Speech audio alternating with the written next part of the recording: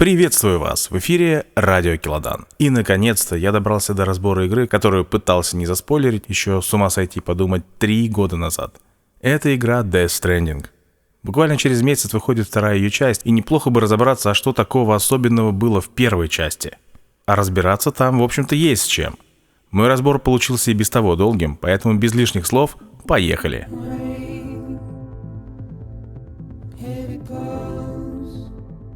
Death Stranding можно рассматривать совершенно по-разному, в зависимости от того, на какой вопрос хочется найти ответ.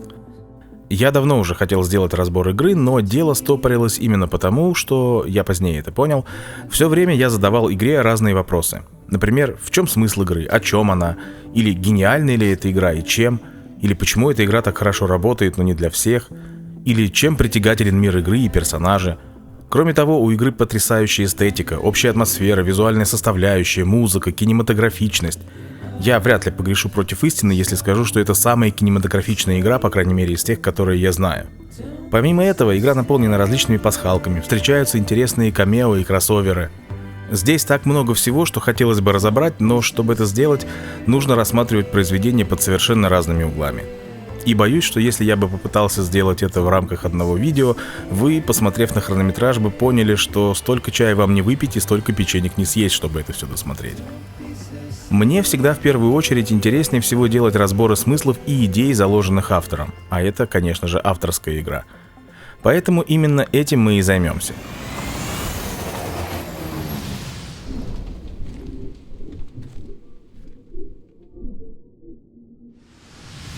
Чтобы попытаться разобраться в том, о чем эта игра, нужно внимательно рассмотреть ее фабулу, отойти от домыслов персонажей и обратной хронологии сюжета, и понять, что же именно в ней происходит. Одно это уже само по себе будет содержать все ответы, а в конце мне останется только их подчеркнуть. Так что даже если вы хорошо помните игру, пожалуйста, отнеситесь к этому экскурсу как к части разбора. Я долго думал над ним и лучшего способа разложить всю информацию по полочкам так и не нашел.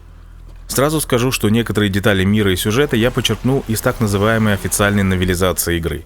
Но, в общем-то, если вы ее не читали, но при этом изучили все записки в игре, то вы почти ничего не потеряли. Ну и, конечно, весь этот разбор под завязку набит спойлерами и раскрывает все детали и плот-твисты. Имейте в виду. И теперь приступаем.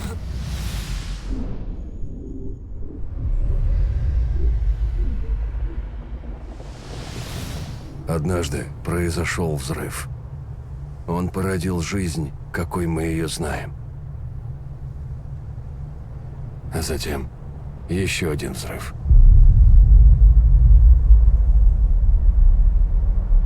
И для нас он станет последним. Почти 14 миллиардов лет назад произошел большой взрыв. Материя и антиматерия должны были аннигилировать, но крохотный кусочек материи уцелел, и этого хватило, чтобы создать нашу Вселенную. Эти сгустки материи и антиматерии должны были уничтожить друг друга без следа.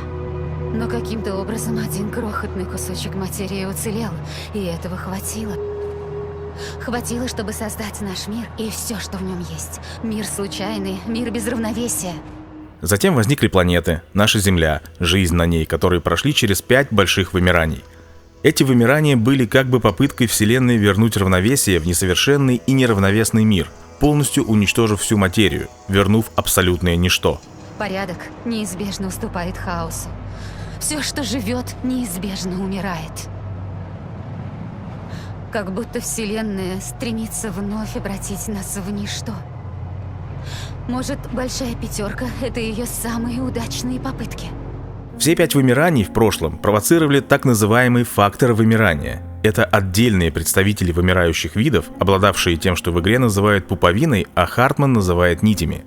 Эти нити связывали их с берегом.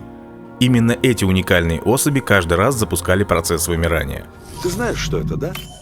Мамонт, замерзший 10 тысяч лет назад. Верно. А это? Ледяной человек, ему 5300 лет. У них были одинаковые пуповины. Ладно, вот еще. Динозавр, живший 65 миллионов лет назад. Пуповина, без следов гниения.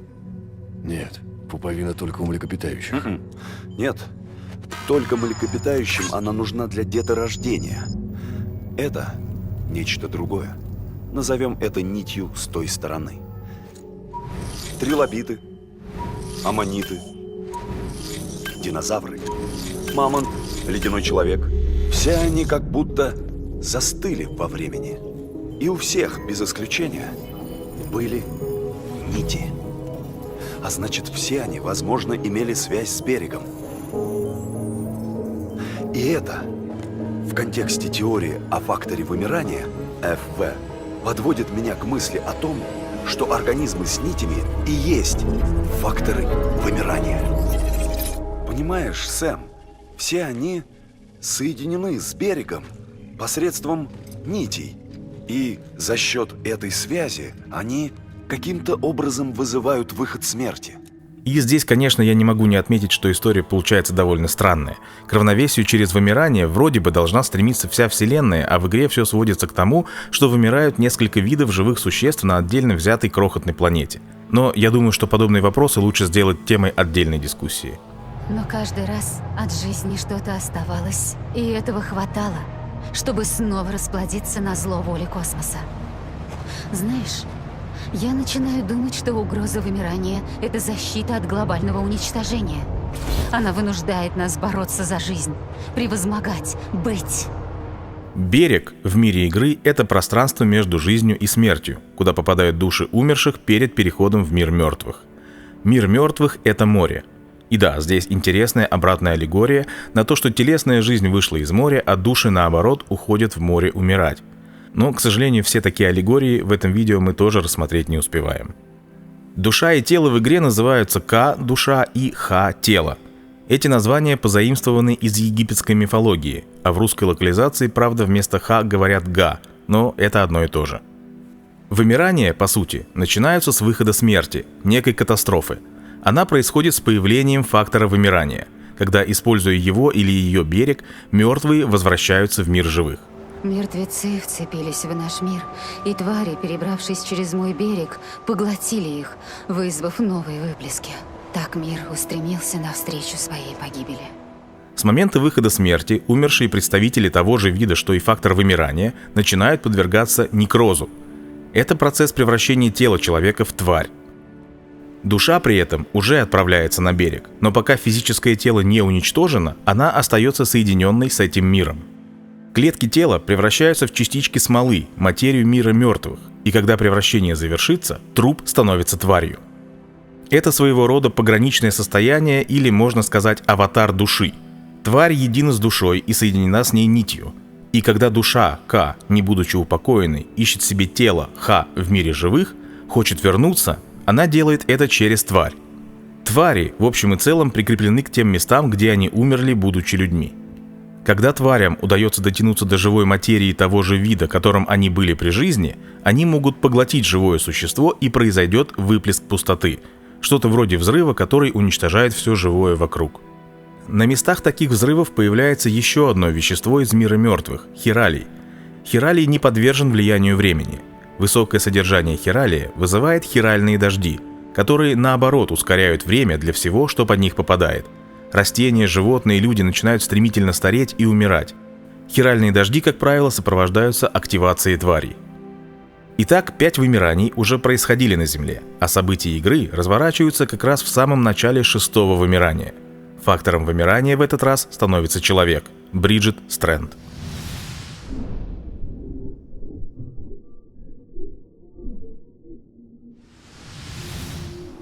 Кто я есть? Я фактор вымирания. 6-е вымирание должно стать самым масштабным, как говорит Амелия. Например, в книге оно будет не просто сменой гегемонии среди видов, как прежде. Материя и антиматерия соприкоснутся, все исчезнет, и это будет настоящее последнее вымирание. Начнется всеобщее вымирание, каких на Земле еще не бывало. Последнее. Это мое предназначение. Она также говорит, что исчезнет не просто человечество, а весь мир. Именно Бриджит была та, кто, опять же по ее словам, нарушила баланс жизни и смерти, запустила процесс 6-го вымирания и распространила его именно на людей, а не на всех существ. Я хотела навсегда избавить тебя от оков смерти. Но этим поступком я расшатала природное равновесие жизни и смерти. Этот момент в книжке прописан более детально, чем в игре, и чуть позже мы к этому вернемся. Так вот, Бриджит с самого детства видела сон о береге. Сначала ей нравилось там играть, строить замки из белоснежного песка, но затем она узнала, что этот песок – это останки кораллов и раковин моллюсков. Это ужаснуло ее, и берег ей начал казаться берегом смерти. При этом уже в каждом своем сне она попадала только на берег. С самого младенчества я грезила о береге. Не только во снах, но и наяву тоже. В этих грезах я наблюдала конец света множество раз. Бесчетные катаклизмы, убивавшие жизнь на планете. Снова и снова и снова. Сначала на нем повсюду стали появляться кресты. Будучи совсем маленькой, в художественной галерее она впечатлилась картиной Мадонна и Веретено. И отец сказал Бриджит, что это символ будущего распятия Христа. И вот однажды на берег выбросила огромный крест, к которому была прибита кукла-ангелочка без крыльев. Я прошу вас запомнить этот момент. Эта кукла оказалась в руках Бриджит и после пробуждения. И именно поэтому для связи с берегом Бриджит используется кукла-младенца. Как описывает книга, после куклы на берег стала выносить тела существ, погибших в прошлых вымираниях. У всех были пуповины нити. Однажды она заснула, проснулась на берегу и увидела, что небо стало кроваво-красным, а над горизонтом висела древняя земля. Из-за моря появилось нечто, что исчезло, когда зародился этот мир, и море вскипело, а небо рассыпалось на куски. Поднявшаяся волна выбросила на берег вымерших животных. Маленькая Бриджит смотрела на все это, крепко прижимая к себе куклу. Так началось шестое вымирание.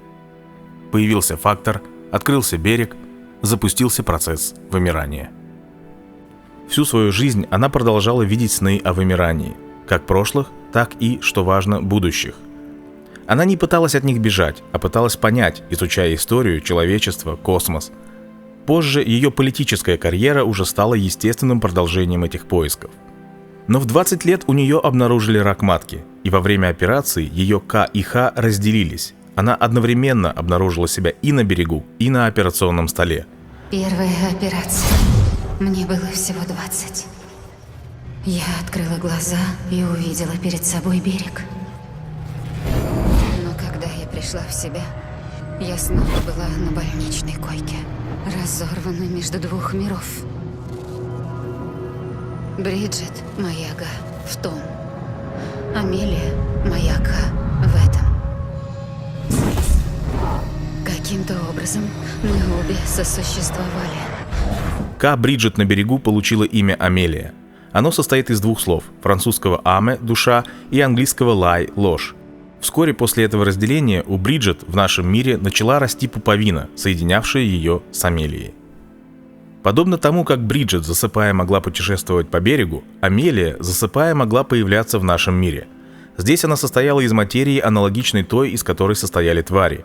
Некоторые люди могли ее видеть, и ей пришлось выдумать личность, как будто это дочь Бриджит Амелия, которая из-за болезни застряла на берегу. Известно, что физически с Амелией никто не контактировал, но исследования Бриджит и разработка хиральной сети делали возможным ее присутствие в мире живых все более осязаемым. Чтобы избежать лишних разговоров о полностью идентичной внешности якобы матери и дочери, Бриджит решила скрыть свое лицо под маской. Получив постоянный доступ к берегу, Амелия, и здесь стоит помнить, что Бриджит и Амелия – это с одной стороны одна личность, переживающая одновременно два состояния, а с другой они ощущают себя по-разному. Бриджит привязана к миру людей, а Амелия замкнута одна на берегу и в первую очередь чувствует себя как фактор вымирания. И при всем при этом они все еще один человек. Так вот, Амелия смекнула, что ее берег позволяет ей получить доступ к информации о всей истории планеты за все ее время существования. Причем не только о прошлом, но и о будущем. Она переживала, или, как она говорит, видела сны, и видения прошлого, и все возможные варианты будущего. Я думала, что время на исходе, что мои кошмары воплощаются в жизнь. Поэтому я и постаралась завершить сеть как можно быстрее. В прошлом есть все ответы. Нужно было только сложить их воедино. Сначала она решает разобраться, узнать все про прошлое, чтобы понять, как избежать полного уничтожения в будущем. Здесь стоит также сделать акцент на том, что по вселенной игры является миром мертвых и почему берег открывает доступ ко всему прошлому. Мир мертвых – это буквально прошлое. В книге есть такой текст. Свет и электрические волны рассеиваются, не исчезая. Они уходят далеко в космос, но не пропадают. Электрическая волна, возникшая в чем-то мозге, и события, которые запомнил луч света, существуют вечно. Мы, люди, рассматриваем мир, в котором существует все вышеуказанное, как мир мертвых. Соответственно, Бриджит Амелия посчитала, что, обобщив всю эту информацию, можно разобраться в том, что происходило, чтобы предотвратить то, что грядет. Я поняла, что берег соединен с другой стороной. Значит, где-то за его пределами хранилась память о самом времени. В том числе обо всех организмах, что когда-либо жили. 4,5 миллиарда лет биологической истории. Истории, что, возможно, ведет отсчет с рождения Вселенной. Мои поиски этих знаний привели к созданию хиральной сети и всего остального.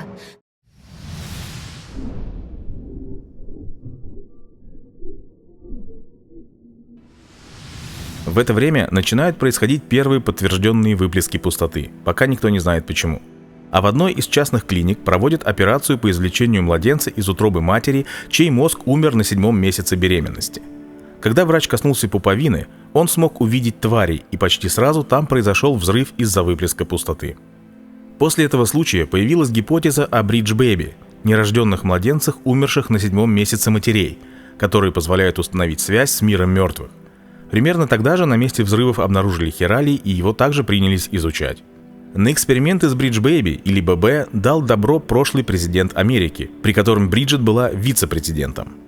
Тогда целью экспериментов была возможность видеть твари и изучить загадку выхода смерти, но эксперименты закончились катастрофой, в которой погиб президент, а его место заняла Бриджит. Она не прекратила эксперименты, а засекретила. В ходе исследований выяснилось, что ББ дает не только возможность видеть тварей, но и может стать катализатором нового вида связи посредством берега. И эту связь назвали хиральной сетью. Сеть, которая свяжет наш мир с берегом. Я думала, это и есть решение. И я начала исследование ББ. Детей, прикованных к той стороне. Из-за чего возникает фактор вымирания. Чем были вызваны предыдущие 5 катаклизмов? Ответы на эти вопросы помогли бы предотвратить 6-й. Я основала Бриджес, поставив себе целью протянуть хиральную сеть по всей территории Америки. Стоит отметить, что Бриджит и Амелия, будучи двумя сторонами одной личности, тем не менее вступили в конфликт. Бриджит хотела спасти людей. Она верила, что не государство, а именно настоящее объединение поможет преодолеть катастрофу. Сэм, если мы не объединимся, человечество обречено. А Амелия, будучи фактором вымирания, была должна, и тут важно, что не хотела, а именно должна, привести человечество к концу. И единая сеть связи помогла бы ей дотянуться до берегов всех людей, чтобы запустить синхронное вымирание. Я же фактор вымирания. Моя судьба — привести наш вид к гибели. Это событие так или иначе должно было случиться, но в далеком будущем. Амелия же почувствовала, что не сможет вынести столько времени ждать на берегу, созерцая постоянные видения о кошмарном будущем. И чтобы не оттягивать неизбежное, она решила ускорить процесс. Я должна оставаться здесь, пока не случится вымирание. Даже если на это уйдут десятки, сотни тысяч лет. Одна? Таков удел фактора. Я не могла больше терпеть, мне надоело ждать. И тогда я решила, что никто не станет меня винить, если я приближу конец. Вот. Это я и сделала. Бриджит создала организацию Bridges, которая должна была объединить всех людей единой сетью. После серии первых выплесков пустоты, прогремевших по всей стране, Америка оказалась разобщенной, а люди изолировались в небольших закрытых поселениях. Bridges взяли на себя функции правительства, осуществляли доставку и коммуникацию между этими городами и продвигали идею объединения. Бриджит верила, что это единственный путь к спасению. Амелия же поняла, что распространение хиральной сети позволяет ей лучше углубиться в изучение берега.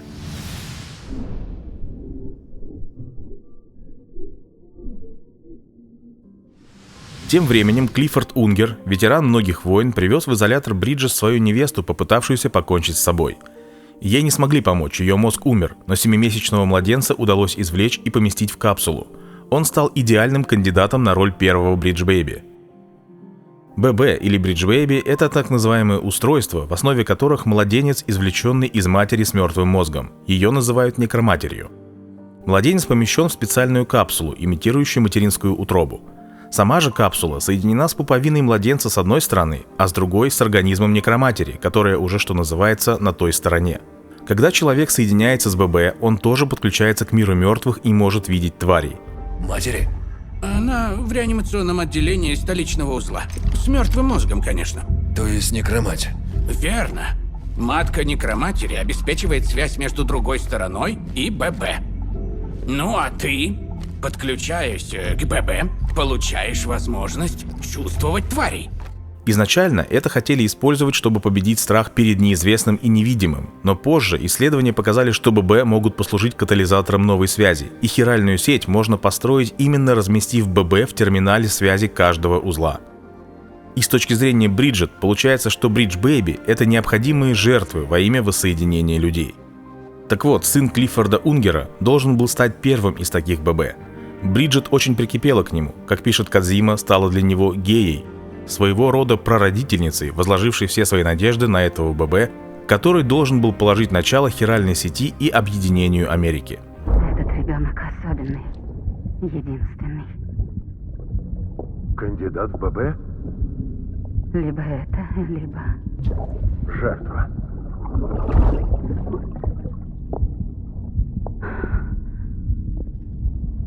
Основание. Мост.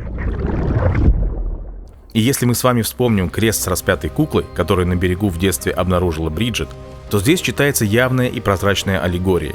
Этот ББ был для нее спасителем, которого нужно было принести в жертву ради великой цели. И я еще раз прошу вас запомнить этот символ, потому что гораздо позже он у нас еще раз появится. Унгеру, ясное дело, ни о чем таком не сказали. Он был уверен, что Бриджит помогают спасти его ребенка. Тебя скоро выпустят. И как только все это закончится, мы отправимся куда захочешь. Он часто навещал сына, разговаривая с ним через капсулу. И в одно из таких посещений он встречает Джона Блейка Маклейна, также бывшего военного, служившего под его командованием, а ныне правой рукой Бриджит. Она ценила в нем преданность и умение выполнять приказы. Охренеть. Джон, это ты? Капитан, что вы здесь делаете? Мою жену положили сюда. Джон, позже известный как Дай Хардман, и да, здесь один из приветов от киномана Кодзимы, неубиваемый, не мог быть никем иным, как Джоном Маклейном из фильма «Крепкий орешек» или по-английски «Die Hard».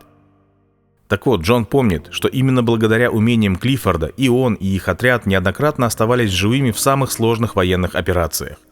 Он чувствует себя обязанным Клиффу, поэтому рассказывает о планах Бриджит на ребенка и даже помогает организовать кражу младенца, разрываясь между долгом службы и благодарностью Клиффорду за прошлое. Мы так не договаривались. Вы обещали сделать все возможное для спасения ББ. Так и есть. Но мы пока не можем отпустить вашего сына, поверьте мне на слово, так будет лучше. Поверить женщине в маске, которая лжет мне без конца. Мой долг защищать нашу страну. Ложь – досадная необходимость. Клифф требует объяснений от Бриджит, но когда понимает, что это бесполезно, решается выкрасть ребенка по плану, предложенному Джоном. Он убивает Лизу, чтобы разорвать связь с ББ, и забирает младенца. Побег не удается. Джон до последнего пытается хоть как-то помочь бывшему командиру, но Бриджит, в ярости от того, что ее грандиозный план провален, нажимает на курок пистолета в руках Джона, убивая не только Клиффорда, но и младенца, чего она совершенно не хотела. Я дала тебе приказ, стреляй!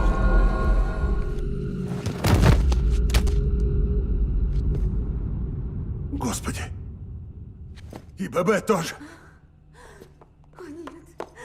Нет, нет, нет, нет, нет!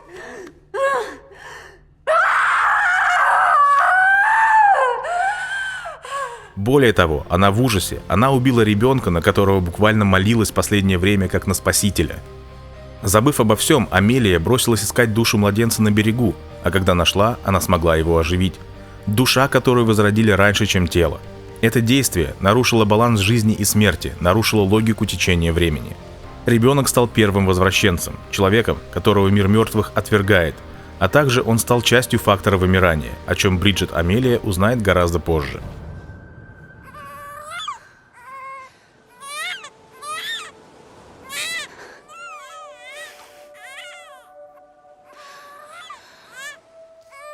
Это же действие породило впоследствии и носителей Doom-способностей, это способность чувствовать и взаимодействовать с миром мертвых. И самое главное, оно же запустило процесс шестого вымирания для людей. Но в тот момент ты стал частью этой судьбы. Ты стал возвращенцем. Через Doom мои кошмары стали передаваться людям по всему миру. Я втравила в это тебя и других, у кого есть Doom. С этого момента люди стали единственным видом, который устремился к вымиранию. Только у людей были берега, только они теперь подвергались некрозу и превращались в тварей, только они вызывали выплески пустоты. Душа младенца, которую Амелия отнесла в море, была им отвергнута и вернулась в тело. Ребенок уже не мог быть ББ, но Бриджит слишком сильно полюбила его и решила воспитать как своего сына, назвав его Сэмом Стрэндом. Проснулся. С возвращением. Вы же понимаете, что ББ из него уже не выйдет? Он ведь больше не связан с той стороной. Это я срезала пуповину. Да, знаю. Бессмертный возвращенец в мире живых. Нам его списать?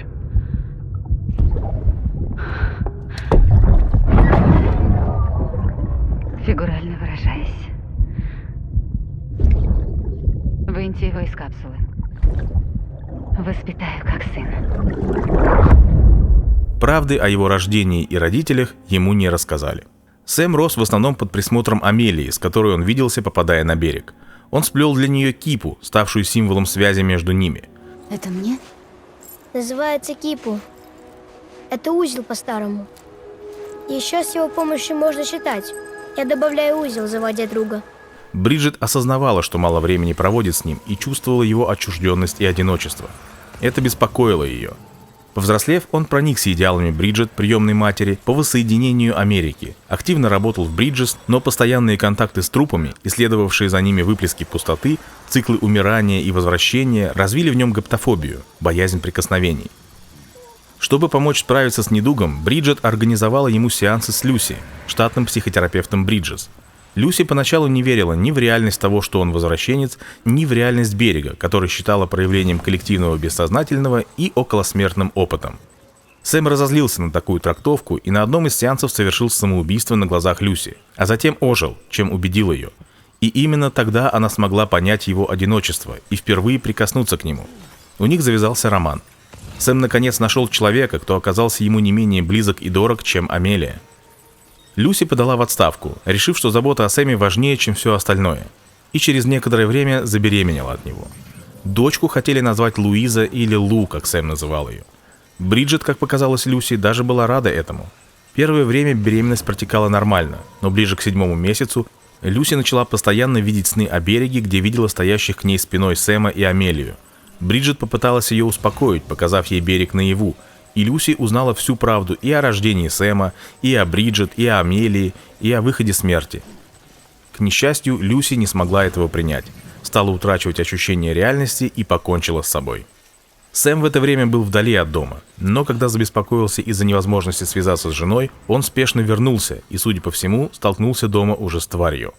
Произошел выплеск пустоты, город был уничтожен. Сэм оказался единственным выжившим. Все это бросило тень на Бриджес, их приоритеты и меры безопасности. Некоторые обвиняли Сэма в том, что он и подстроил взрыв. Из-за всего этого он ушел из Бриджес и порвал с ними связь. Следующие 10 лет он работал как курьер-одиночка.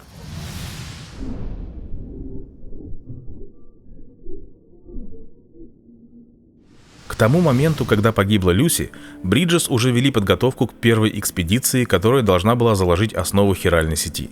Целью было пройти с востока на запад страны, обойдя разрозненные города, в которых укрылись выжившие люди, и подготовить в них инфраструктуру для объединения в единую сеть.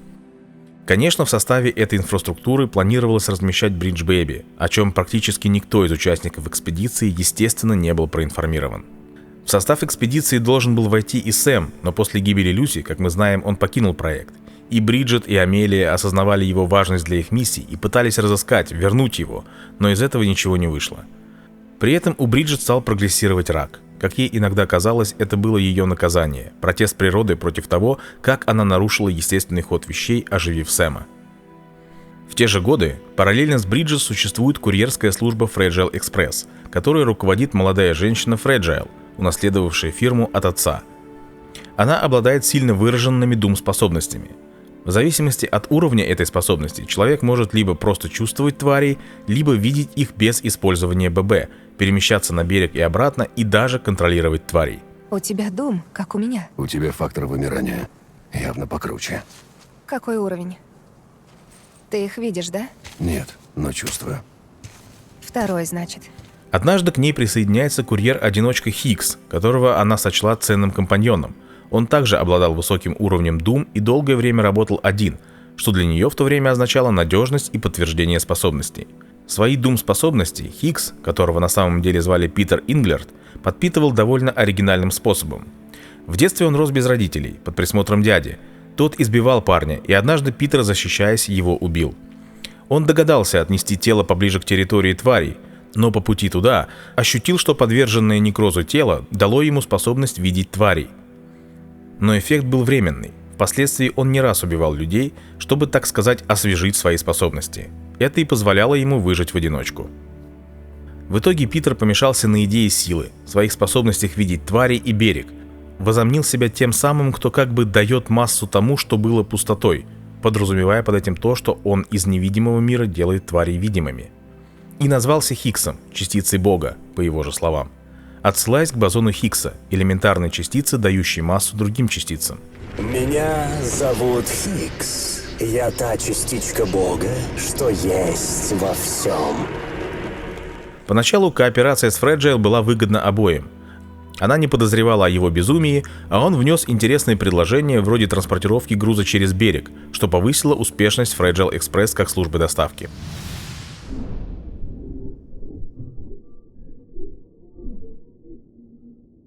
Первая экспедиция Бриджес отправилась с востока на запад за 3 года до начала событий игры. Она была поделена на 2 группы – передовой отряд и отряд поддержки. В передовой отряд вошли всего несколько человек и Амелия. В то время ее уже воспринимали как реального человека и при этом не обращали внимания на то, что лично с ней никто так и не виделся. Задачей этого отряда, как утверждалось, была разведка территории, чтобы обойти тварей, и установка коммуникационного оборудования, необходимого для функционирования хиральной сети. Амелия собрала отряд. Лучших из Бриджеса-1. И ушла на запад. Главным компонентом этого коммуникационного оборудования, конечно, были Бридж Бэйби, о чем также никому не сказали. Капсулы с ББ внутри устанавливались в терминалы связи узлов, и таким образом вся хиральная сеть функционировала за счет принесенных в жертву младенцев. В отряд поддержки, кроме рядовых сотрудников Бриджес, вошли ученые Локни и Малинген, сиамские близнецы, которых при рождении разделили, но они остались связаны душой, почти что один человек в 2 телах. Да, в противоположность Бриджес, которая была своего рода 2 людьми в одном теле. Лично я помню, как была в утробе. Я была не одна. Я слышала, как бьется сердце матери. И Локни тоже. Мы были сиамскими близнецами. Единым целым, еще до рождения. Но потом нас попытались разделить. Операция прошла успешно. Но мы остались едины. Мы слышали мысли друг друга без слов. Моя радость была ее радостью. Ее боль моей болью. И расстояние между нами не имело значения. У них был общий берег, что-то вроде личной хиральной сети, и мечта сделать то же самое для всех людей в мире вдохновляла их на работу над проектом. Запуск хиральной сети должен был быть осуществлен с помощью специального устройства – Кьюпида. Малинген занималась разработкой аппаратной реализации этой технологии, а Локни – программным обеспечением. Также во втором отряде был Хартман, ученый, одержимый изучением берега и выходов смерти. Мотивом к этому послужила трагедия, когда за несколько лет до начала экспедиции он лежал на операции на сердце. Но в выплеске пустоты на окраине города погибли его жена и дочь. Больницу не задело, но вырубилось электричество. Я лежал в реанимации после операции на сердце в городе. Когда стало ясно, что мое состояние стабильно, жена с дочкой поехали домой, взять кое-какие мои вещи. И они попали в выплески пустоты. Город и больница не особо пострадали, но от удара вырубилось электричество и система жизнеобеспечения. Я очнулся на берегу.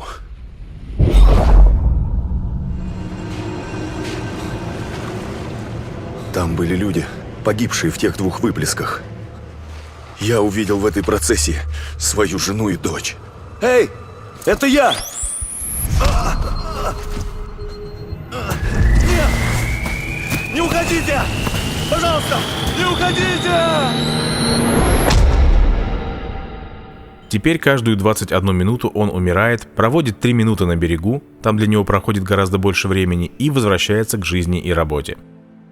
Задачей второго отряда было сопровождение, поддержка оборудования и научное исследование всего, что связано с выходом смерти. Ученые, исследователи, техники оставались работать в узловых городах до прихода второй экспедиции.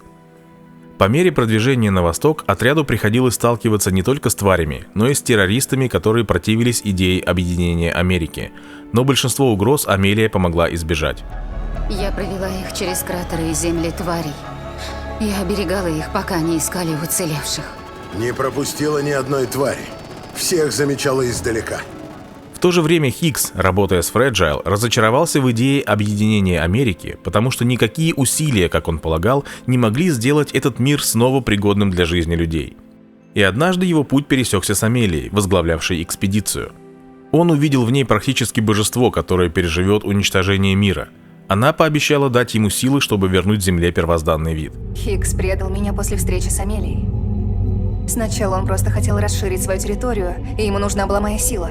Из-за этого он и стал работать со мной. Он был не террорист, он просто хотел больше влияния. Но тут появилась она со способностями, что мне и не снились. Она даже тварей контролирует. Хикс переметнулся к ней. И тогда она превратила его в агента вымирания. Амелия наделила его силой? Да, сделала его своим дементом. Она же дала ему ББ с куклой в капсуле вместо младенца. Этот ББ связывал его именно с ее берегом. К тому моменту Хикс уже пришел к мысли, что если вымирание неизбежно, то зачем это растягивать? Пусть человечество умрет и откроет путь для новой жизни. Шестое вымирание не остановить. Как бы ты, я или кто-то другой не старался, человечество протянет от силы 200-300 тысяч лет. Так чего тянуть кота за хвост? Пора смириться. Как все наши предтечи. Однако он заметил двойственность в мотивах Амелии. Она стремилась как ускорить вымирание, так и дать людям шанс на спасение. Я символ конца. Нас, людей. Вымирание. Вот что я такое. О чем ты говоришь? Но это не то, чем я хочу быть. Я хочу лишь, чтобы ты, я и все люди в мире стали едины. Хикс решил действовать, чтобы доказать ей неизбежность гибели людей. Он спрятал среди грузов Fragile ядерную бомбу, которую она сама же и доставила в средний узел. Город был уничтожен, а о Fragile Express поползли слухи как о террористах. Поначалу дела шли хорошо. Но потом, год назад, когда эти фанатики пошли в разнос и взломали нашу систему, они как-то заполучили наши пропуска и стали проникать в города. И внезапно мы доставляем оружие и бомбы вместо лекарств. А я и не в курсе. Мы были винтиками в преступной машине. И за всем этим стоял Хикс. А еще он умудрился прибрать к рукам атомную бомбу, которую я сама пронесла прямо в средний узел. Ты хочешь сказать? Да. Это я. И я взорвала. Тем временем в первой экспедиции Локни познакомилась с инженером, которого полюбила и захотела от него ребенка. Ни у Малинген, ни у Локни не было возможности иметь детей. Малинген не могла зачать ребенка, а Локни не могла выносить. Малинген смирилась с этим, а Локни нет. К несчастью, ее возлюбленный погиб, но сестры решили прибегнуть к искусственному оплодотворению. Все члены экспедиции перед ее началом сдавали свои биологические образцы, в том числе и сперму, как своего рода биологический резерв для последующего восстановления популяции страны. Локни прибегла к искусственному оплодотворению, а затем ее яйцеклетку пересадили Малинген, чтобы она выносила плод.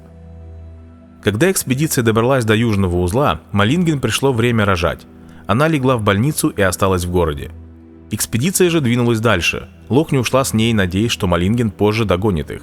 Но случилось иначе. Хикс попытался взорвать южный узел. В последний момент Фрейджайл узнала о бомбе, раскрыла предательство Хикса и попыталась вынести бомбу из города. Все было бы иначе, не будь я такой слепой дурой. Поэтому я сделала все возможное, чтобы не дать ему уничтожить южный узел. Я пыталась вынести бомбу из города, но Хикс был на шаг впереди. Хикс ей помешал. Он вместе с приспешниками схватил ее и дал ужасный выбор: оставить все как есть и уйти, или попытаться спасти город, попробовав унести бомбу как можно дальше под хиральным дождем без защитной одежды. Если ты хочешь спасти себя, надо только прыгнуть. Но если в тебе действительно вдруг взыграл альтруизм, тебе нужно будет донести мою бомбу до бездонной ямы и бросить туда. Ну да, ты спасешь целый город. Только вот тебе придется пройти голый под дождем. Потеряешь кусок жизни, зато город проживет дольше. А что, вполне справедливый обмен. Он дал ей только маску для лица, чтобы она помнила, что потеряла. Фрейджайл попыталась. Пробежала с бомбой сколько смогла, промокнув от шеи до пят, но не смогла унести бомбу настолько далеко, чтобы город не пострадал.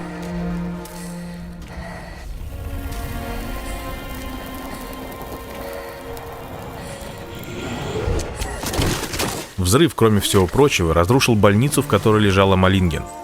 Подошел срок. Я легла в больницу на Кесарева. И тут произошел теракт. Она оказалась под завалами и, пролежав там слишком долго, умерла. Но, как она сама говорит, она родила там же под завалами. Не обычного младенца, а тварь, связавшую пуповиной ее с миром мертвых и ее Ка.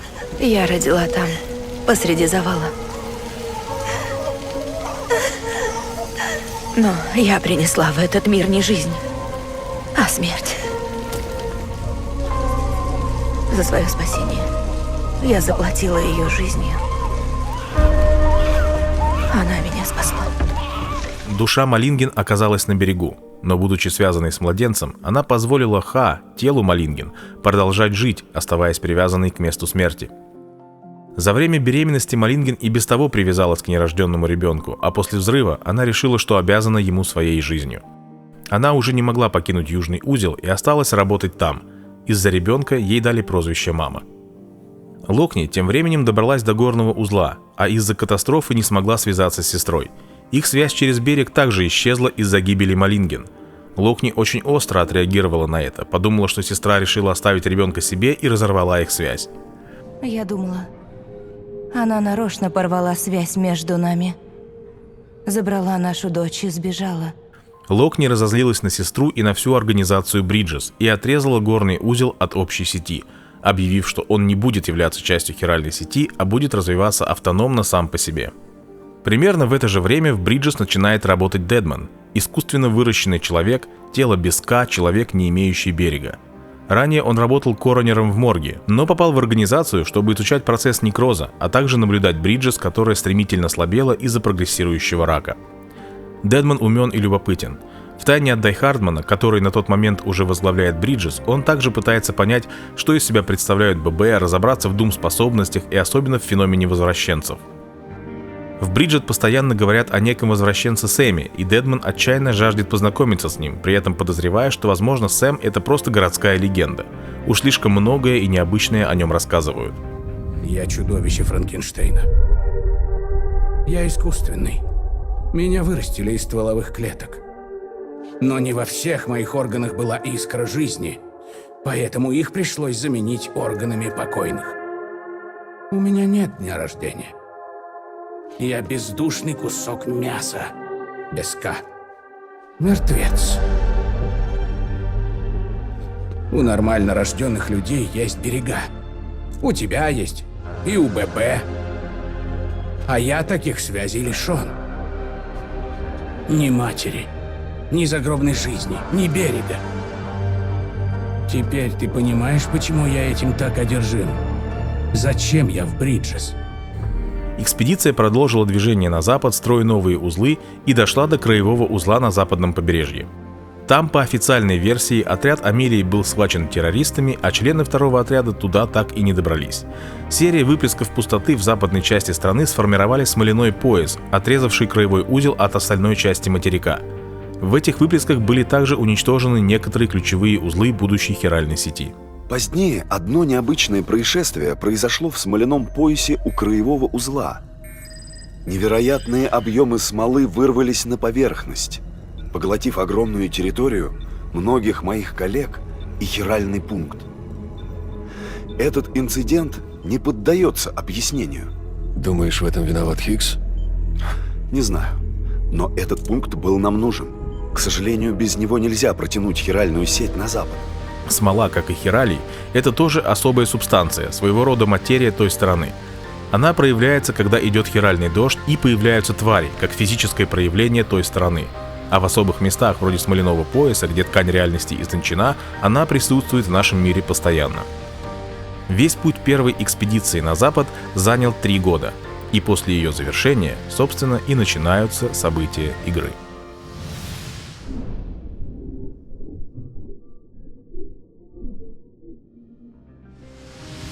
Сэм все так же работает курьером-одиночкой и развозит грузы.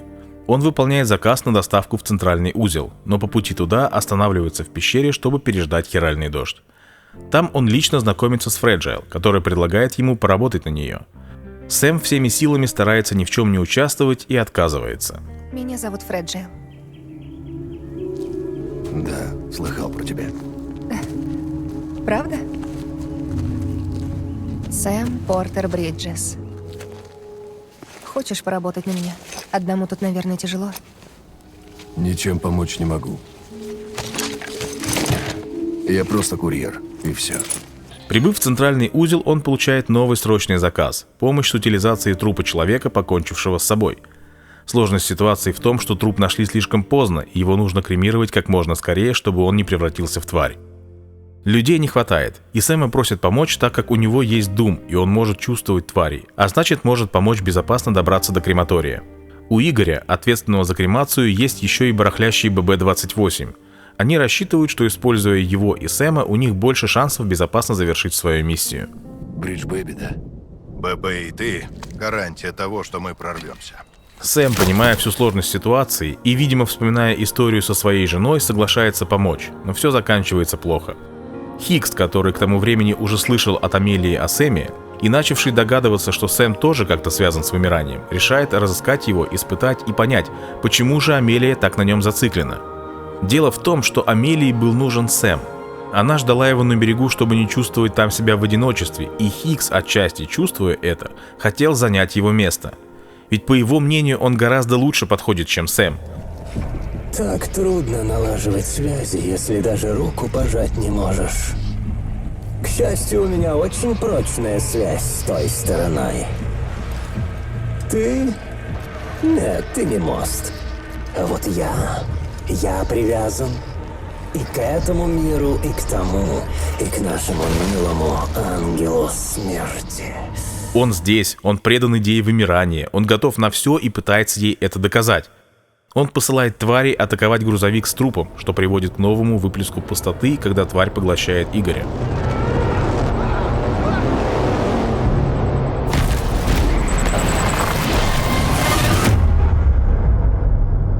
Сэм приходит в себя в личном кабинете в столичном узле, где его встречает хиралиграмма Дедмана. Тот, наконец, получил шанс с ним познакомиться и пообщаться. Он объясняет Сэму, что тот проспал 2 дня, они собрали образцы его жидкости для изучения, и что нужно доставить морфий президенту в лазарет. А наручники на его руке – это не наручники, а суперустройство для связи, которое выполнено в такой вот крайне символической форме. Так я под арестом? Это не наручники. Это суперустройства, которые всех нас связывают. И вообще, Сэм должен спешить, потому что президент при смерти.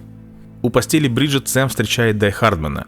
Он носит маску, которую ранее носила Бриджит, якобы потому, что его лицо изуродовано, но на самом деле его личность засекречена, поскольку в прошлом он выполнял самые разные задания для Бриджес, далеко не все из которых были законны или этичны. Последний разговор с приемной матерью у Сэма не задался. Она снова призвала его помочь объединить людей, а он снова ушел в отрицание. Но Бриджес успела заключить с ним контракт, фактически обманом, когда Сэм отвлекся, и умерла у него на руках. Так ты хочешь помочь мне? Нет, я... Я люблю тебя, Сэм. Я буду ждать тебя на берегу. Доставить ее тело в крематорий, кроме Сэма, было некому, так что он поморщился, но доставкой занялся. Уже в крематории выяснилось, что вместе с телом Бриджит Сэму положили еще и капсулу с ББ-28. Его было приказано утилизировать как неисправный, отработавший свой срок, что озадачило Сэма. Да, ББ называют устройствами, но внутри же живой ребенок. Он подлежит утилизации. Центральный узел разрушен, и наша штаб-квартира тоже, потому что ББ не сработал как надо. В журнале Игоря все есть. Но ребенок жив. Его не починить, а вне капсулы он не выживет. Можешь жалеть его сколько хочешь. Решение принято. Утилизировать. Директор подтвердил. Вокруг крематория всегда было много тварей. Останки тех, кого не успели доставить. Сжигание тела Бриджит вызвало выброс хиралия, который в свою очередь вызвал хиральный дождь, призвавший или проявивший тварей вокруг крематория. Сэм их чувствовал повсюду вокруг себя, но чтобы выбраться, надо было еще и видеть. Он подключился к ББ и успешно выбрался с территории тварей, вернувшись в столичный узел. Вообще Сэм подключился к ББ уже во второй раз. Первый был, когда он пытался спастись от твари Хиггса. И в первый, и во второй раз в момент подключения он увидел короткие воспоминания с Клиффордом, как он его видел сам, находившись в той же капсуле. Но поскольку Сэм ничего не знал о своем младенчестве, он принял эти обрывки памяти как наводки воспоминания ББ-28, появившиеся у него при соприкосновении с разумом младенца. Эту догадку ему подсунул Дедман, и Сэм прочно в ней уверился до самого конца путешествия. Подключая ББ, я что-то вижу. И что ты видишь? Типа лицо, незнакомый человек, зовет меня. И еще комната. В ней разговаривают люди, но не разобрать слова. Эффект протечки. Я тебя не предупреждал? Ты принимаешь воспоминания ББ за свои. Это ложные флешбеки, не больше.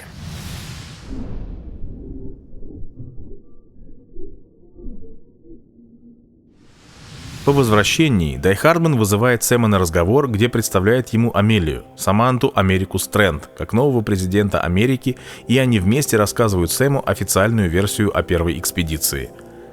Они хотят, чтобы теперь, когда разработка Кьюпида завершена, Сэм повторил их путь на запад и подключил все узлы, завершив таким образом хиральную сеть. Последний взрыв уничтожил всех членов второй экспедиции, поэтому кроме Сэма идти некому. Они понимают, что объединение людей, в которые Сэм уже не верит, не сможет мотивировать его, поэтому выдают ему версию о том, что Амелия схвачена террористами, а Сэм должен ее спасти. В этом месте он уже колеблется. У нас ушло на это 3 года, но в итоге мы сумели добраться до краевого узла. До Тихого океана? Боже. Да. Но потом все покатилось к черту. Отряд уничтожили, Амелию схватили. Эту версию придумала Амелия, а Дай Хардман просто ей доверился. Но окончательно мотивировать его удается именно Дедману. Он дает понять, что ББ-28 можно не утилизировать, если Сэм будет им пользоваться. А это, понятное дело, возможно только если он согласится на них работать. Мы провели профилактические работы. Подправили кое-что для твоего удобства. Можешь пользоваться. В кои-то веки Дум и ББ оказались удачным сочетанием. Или, может быть, вас связывает некая взаимная симпатия? В итоге Сэм нехотя соглашается и отправляется в путь. Подключив несколько узлов и почувствовав благодарность людей, чьи города он подключил, Сэму становится все сложнее убеждать себя в том, что он делает это только ради Амелии и ББ. Попутно, с помощью Хартмана, который изучает образцы его крови, он узнает, что она может отпугивать тварей. На основе этих исследований разрабатывается оружие против тварей, использующее кровь Сэма. Когда Сэм доходит до портового узла, опять появляется Хиггс. Он говорит Сэму, что Амелия — это фактор вымирания. Сэм пока не понимает, что это значит. И призывает огромную тварь, чтобы вызвать выплеск пустоты и уничтожить портовый узел. Эта девочка не похожа на нас с тобой. Дум — это не к ней. Ей больше по нраву уничтожение мира. Фактор вымирания.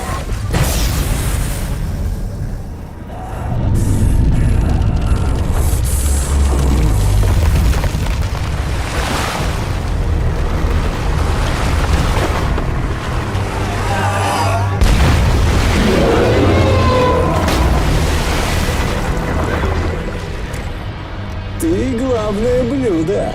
Достаточно одного малюсенького выплеска, и нас разнесет к чертям. Однако, используя то самое оружие со своей кровью, Сэму удается победить тварь. Событие невероятное. По сути, впервые человек смог противостоять той стороне.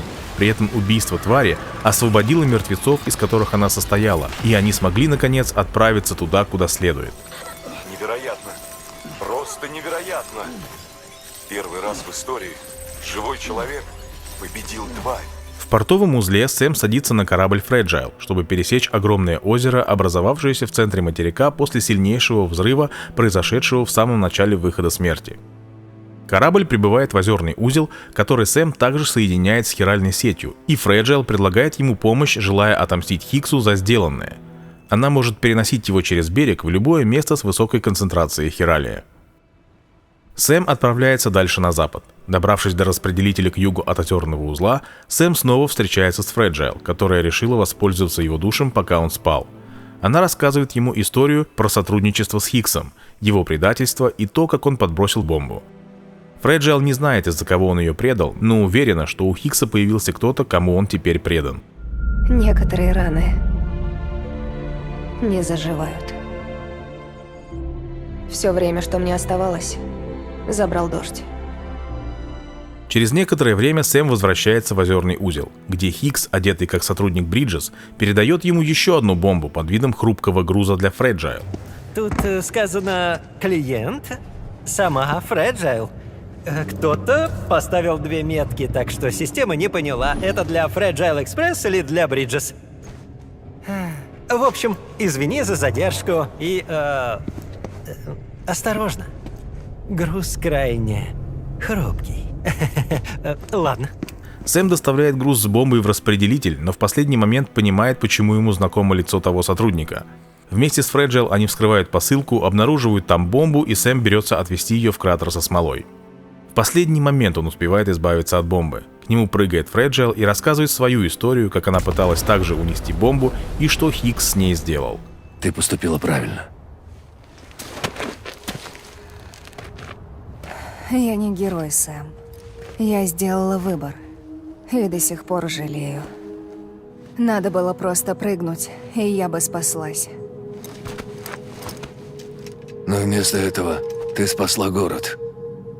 А еще подарила людям надежду.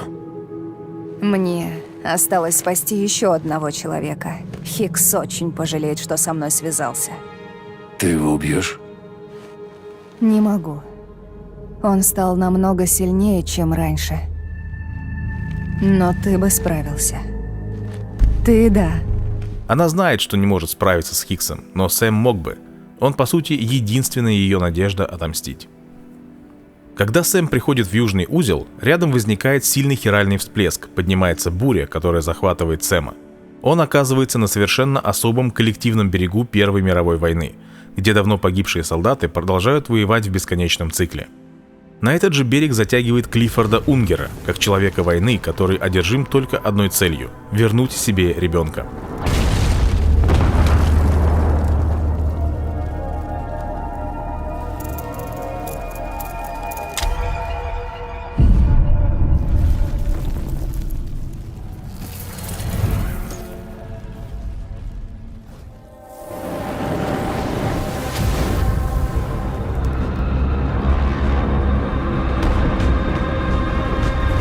Своего ребенка он помнит только как ББ, поэтому именно за ББ он и охотится. Где я?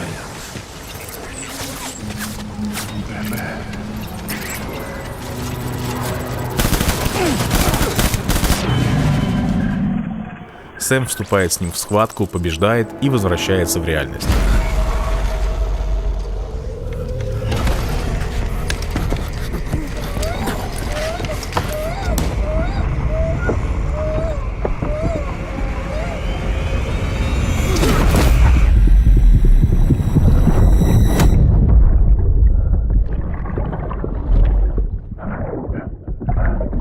Мама, которая была с ним на связи в начале бури, говорит, что связь пропала буквально на мгновение, а буря утихла сразу, как Сэм вышел из южного узла.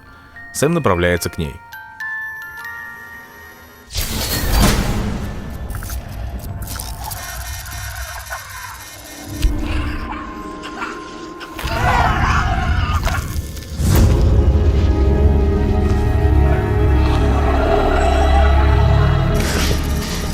бойся, Сэм. Она не кусается. Рада видеть.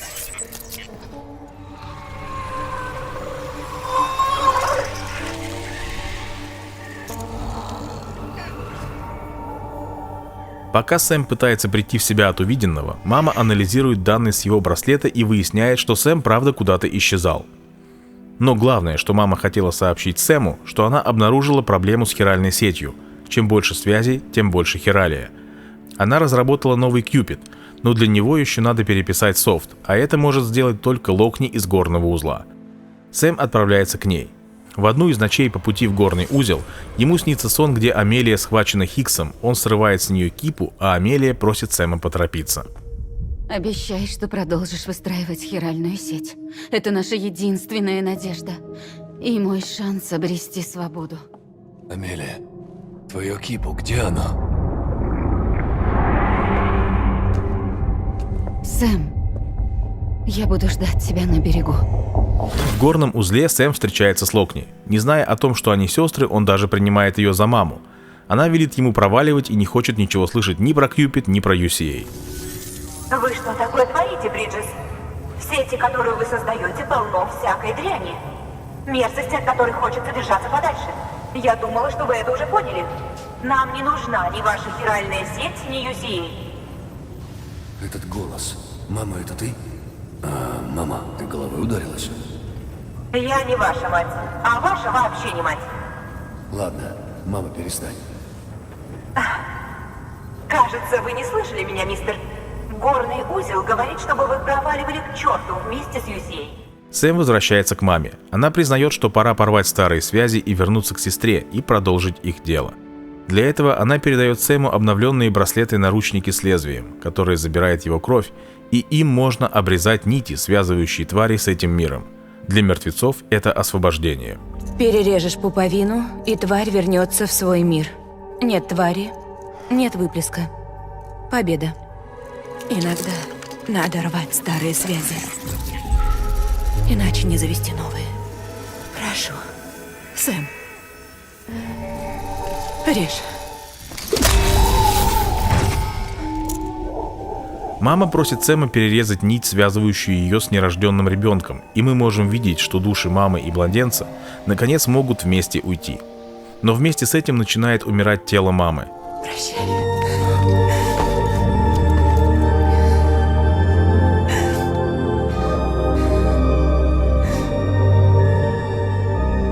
Ладно, Сэм.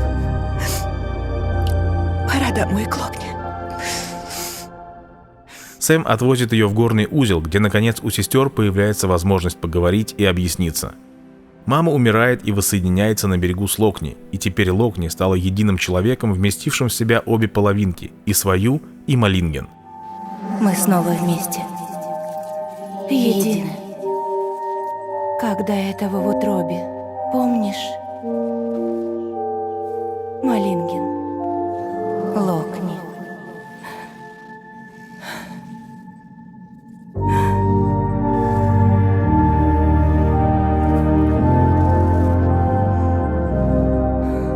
Она помогает Сэму с софтом для Кьюпида и разрешает подключить горный узел к хиральной сети. Сразу же в горный узел Фреджил переносит Дедмана, который сообщает Сэму, что есть проблема с его ББ-28. Бридж Бэйби должны находиться ровно посередине между миром мертвых и живых, а ББ-28 стал тянуться к Сэму, все больше тяготея к миру живых. Он забирает ББ-28 на техобслуживание, чтобы сбросить его до нейтрального состояния. А еще по секрету, так как он не доверяет директору Бриджес Дай Хардману, он сообщает Сэму о своих открытиях. Он все ближе к обнаружению истинного назначения ББ. Но об этих тайнах мы и так с вами уже знаем. Какое-то время Сэму приходится справляться без ББ, и он впервые чувствует разницу между одиночеством в прошлом и сейчас, когда в его жизни появилось существо, к которому он прикипел. К моменту, когда Дедман закончил перенастройку ББ и, как выясняется, сам начал к нему проникаться, его и Сэма накрывает новая супер-ячейка. Они оба оказываются на берегу Второй мировой войны, где Сэму опять предстоит схватка с Унгером.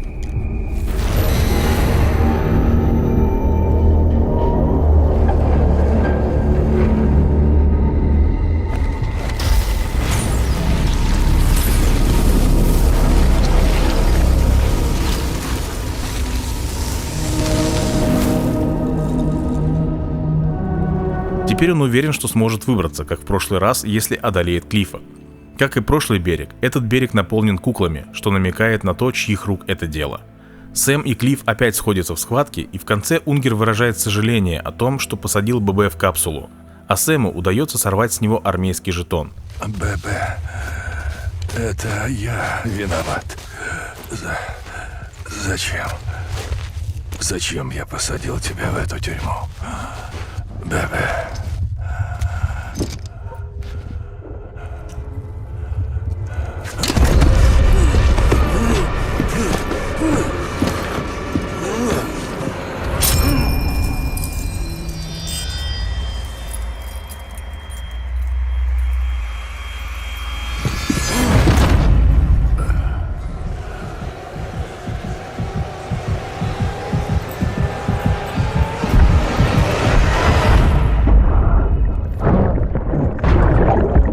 Плотный контакт Клиффа с Сэмом вызывает новую порцию воспоминаний, но и Сэм, и игрок на тот момент продолжают считать, что все это воспоминания ББ-28.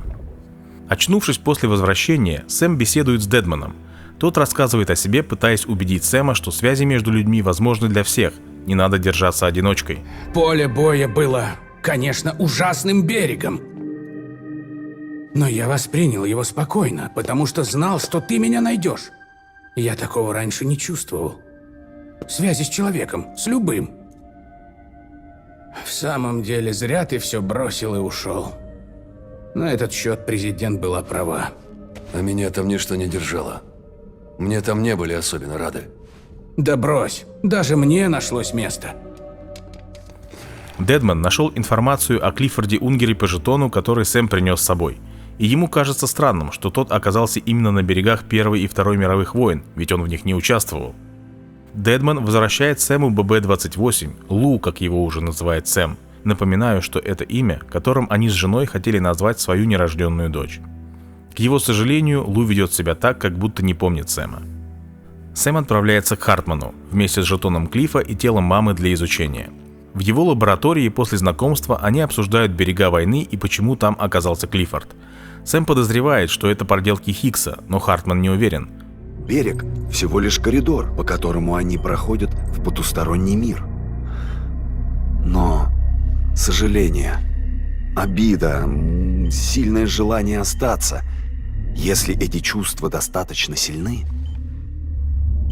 они могут породить совершенно другой берег. Общее чистилище для армии проклятых. Клиффорд Унгер. Его горе и злоба, и твой ББ, ставший чем-то вроде катализатора, внесли в наш мир эти поля битв. Это лишь теория. Думаешь, это Хиггсом управляет? И остальными? Примите неподвижное положение. Не знаю. Но все указывает на то, что они здесь из-за Хиггса. В любом случае, кто-то призвал Клиффорда, а тот притащил за собой эти берега. Хартману нужно время, чтобы изучить тело мамы и жетон Клиффорда, а Сэм тем временем отправляется подключать узлы других ученых в этих горах. Позже Сэм возвращается к Хартману, и им удается поговорить без прослушки директором Бриджес, которому ни он, ни Дедман не доверяют. Оказалось, что Дедман также втайне передал Хартману фрагмент пуповины Бриджет, который она сама же доверила Дедману. Как мы помним, она начала расти у нее после разделения с Амелией. Это все строго между нами. Эта пуповина принадлежит Бриджет Стрэнд. Я удалил ее в тайне. Пуповина не соединялась с плодом. Она была вне ее тела. Бриджет доверила ее мне. Сказала, это ключ к пониманию выхода смерти. Но настояла, чтобы я не говорил директору. В контексте теории о факторах вымирания это наводит их на мысль, что Бриджет, а значит и их так называемая дочь, могут быть теми самыми факторами. Если допустить, что президент Стрэнд была фактором, тогда, возможно, и ее дочь может им быть. По крайней мере, Хиггс на это надеется, раз до президента никак не добраться. От Хартмана Сэм направляется к смоляному поясу. На берегу этого пояса стоит ретранслятор в форме креста. Да, того самого креста, который маленькая Бриджет видела во снах, на котором была прибита кукла, как символ жертвы, младенца, закладываемого в терминал связи каждого города. Помните? В самом начале обзора мы говорили об этом. Обратите внимание, терминал связи стоит именно в том месте креста, где, скорее всего, была прибита кукла во сне Бриджит. Сэм подключает ретранслятор, но дальше перед ним препятствие – огромный смоляной пояс, пересечь который не представляется возможным. И здесь ему на помощь приходит Хикс. Стремясь доказать Амелии, что он лучше Сэма подходит ей, чтобы устроить апокалипсис, он решает привести Сэма к ней, а заодно и Сэму показать, как Амелия его обманывала, и доказать ей свою исключительность. Ну и скорее всего он надеется, что Сэм, узнав правду, также разорвет связь с Амелией, от чего Хикс, конечно же, только выиграет. Бедняжка Амелия. Сидит тут на берегу поблизости. Знаешь что, давай на перегонки.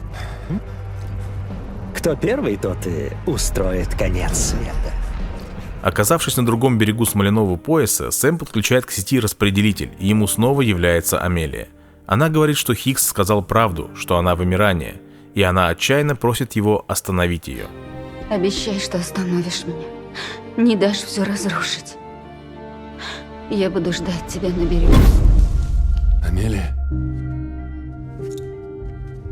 Амелия! Сэм доходит до краевого узла, где впервые для подключения ему требуется не только активировать Кьюпид, но и установить так называемый ключ активации. Неожиданно для Сэма этим ключом оказывается капсула, такая же, как та, что прикреплена к его груди. Ключ активации подтвержден. Подключаюсь к узловой сети. До него начинает доходить правда о хиральной сети и младенцах в ее основе. После подключения последнего узла появляется Хикс с гигантской тварью. Теперь, когда вся сеть подключена, он может соединить все берега человечества и устроить последний выход. Сэм дает ему отпор, но Хикс, забрав Амелию, зовет его на берег для торжественного финала. Ну, продолжим после твоей кончины. Хикс! Нас ждет торжественный финал на берегу.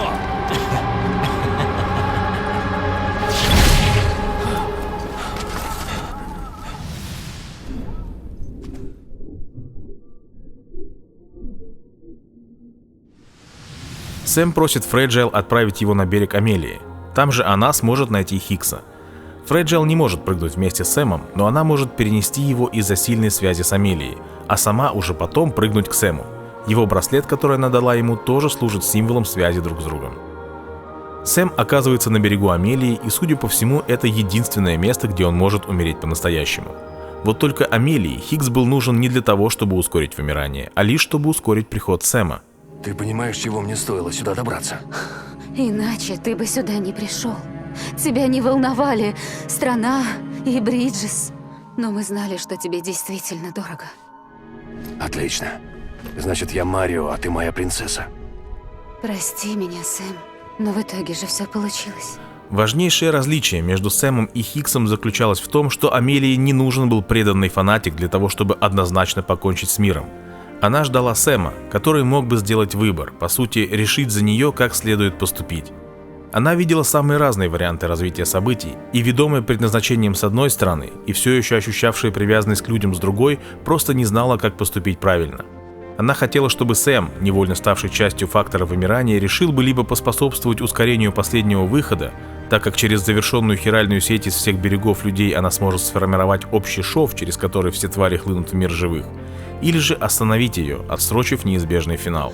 Мой берег и берега каждой души в Америке сформировали шов. И скоро по нему разольется антиматерия, начиная отсюда. Мира не станет в мгновение ока. Его поглотит вспышка. Большой взрыв. Но мне не оставалось ничего другого, как наблюдать за происходящим с берега. Либо приблизить последний выход, избавив нас от мук. Из этих двух вариантов я выбрала быструю смерть. А Хикс был лишь способом вынудить Сэма прийти к ней, убедив, что ей угрожает опасность. Сэм побеждает Хикса в схватке и передает его в руки появившейся вслед за Сэмом Фреджайл. Амелия с заметной ревностью дает понять Фреджайл, что именно они с Сэмом связаны, и именно они будут решать, что будет дальше. Ну, типа, без сопливых разберемся. Так куда тебя отправить? На восток? Ему не нужна твоя помощь. У него есть хиральная сеть. А еще есть я. Мы переправимся вместе. Везет ему. Параллельно с этим Амелия отправляет Дайхардману куклу, которая свяжет его с ее берегом. Это приглашение.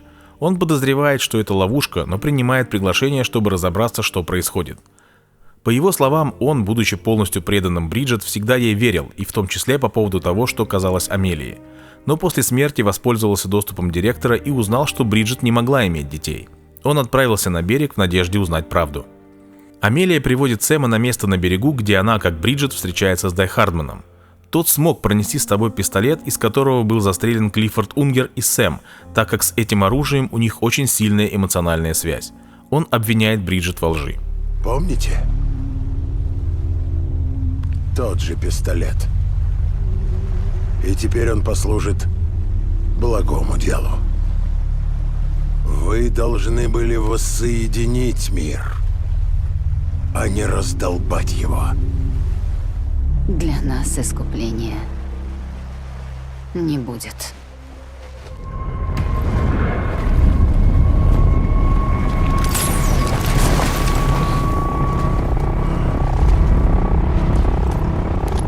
В этот момент на берегу появляется Клифф.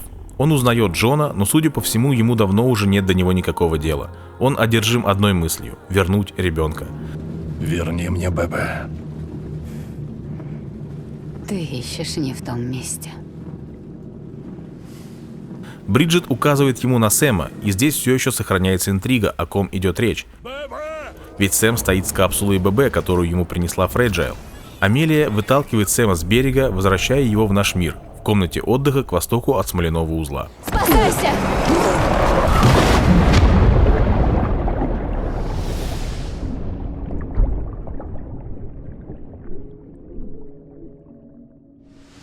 С Сэмом связываются Дедман, Хартман, Локни и Фреджайл. Она перенесла всех в столичный узел, но Сэма перебросить уже не сможет.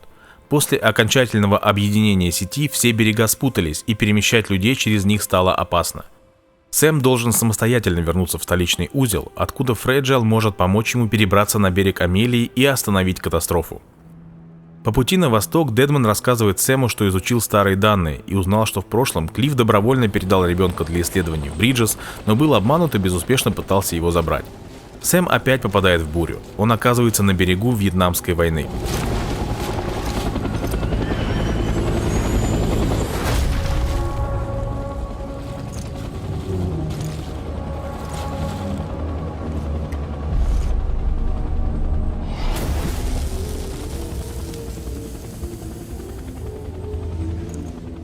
Это его последнее сражение с Клиффордом.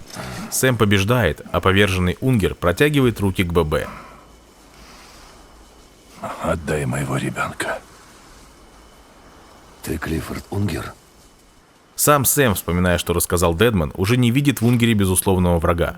Он может понять его привязанность к ребенку. Это ты отец? Клифф начинает насвистывать песню, и Сэм продолжает его. Она всплывает из глубин его памяти.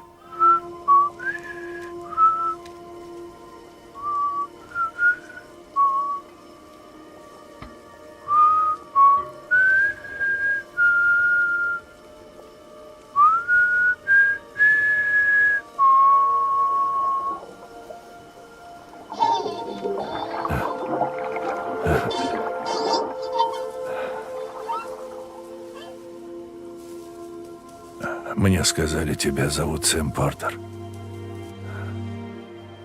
Но ты Сэм Бриджес. Мой мост в будущее. Сэм отдает Клиффорду ББ, но тот возвращает его назад. Клифф узнал в Сэме своего сына. Но наш Сэм не слишком умен. Его хватает пока на то, чтобы предположить, что Клифф может быть отцом Лу, на что Дедман возражает, что это невозможно, так как Клиффорд жил слишком давно. Мне кажется, Клифф отец Лу. Он сказал: верни мне ББ. Не может быть. Клифф родился... Это он мне дал. Он показывает ему сообщение от Дайхардмана, записанное перед тем, как уйти на берег к Амелии. Из него они узнают, что Амелия никогда не была дочерью Бриджит. К разговору подключается Фреджайл. Она не убила Хикса, а просто бросила на берегу, лишенного всякой силы, но поболтала с ним напоследок. Тогда он рассказал ей о том, что главным инициатором всего происходящего была Амелия. В столичном узле Сэма встречают все хорошо знакомые и полюбившиеся нам персонажи: Дедман, Хартман, Локни Малинген и Фреджайл. Директора тоже нашли, но он в реанимации. Они сходятся на том, что Сэм должен отправиться на берег Амелии и остановить ее, в крайнем случае убить. Правда, в этом случае он застрянет на ее берегу.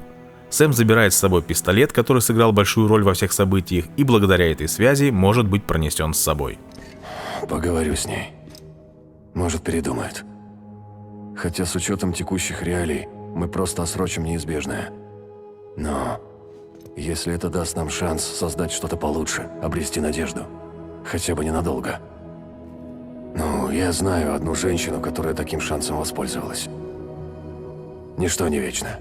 Даже сам мир. Но мы должны бороться до последнего, верно? Латать дыры, менять детали. Все такое. Чтобы было видно, мы старались. Мы жили. Ты же говорил, сохранность груза не твоя забота. Потому что мне трудно было о себе-то позаботиться. Когда мы встретились в пещере, я думал только о том, как бы дожить до рассвета. Меня не волновали ни Америка, ни будущее. Я жил во лжи, прикованный к прошлому. Я был сломлен. Но что-то произошло, и я начал меняться.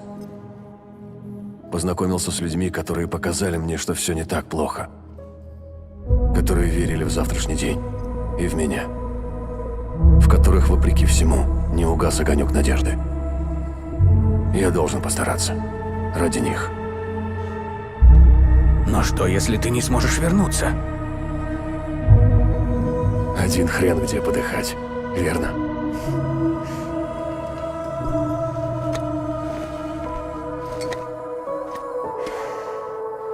Позаботься, Аллу. Ладно. К востоку от портового узла некроматерей не нашлось. Хватит с малыша. Хватит. Хорошо. Я приложу все силы, чтобы выходить кроху.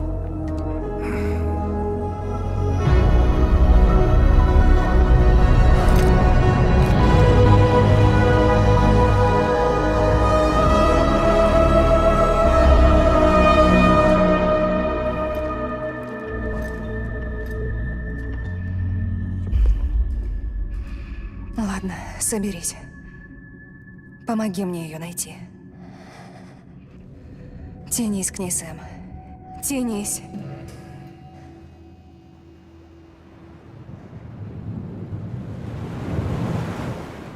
Ты ведь ее любишь. Любишь!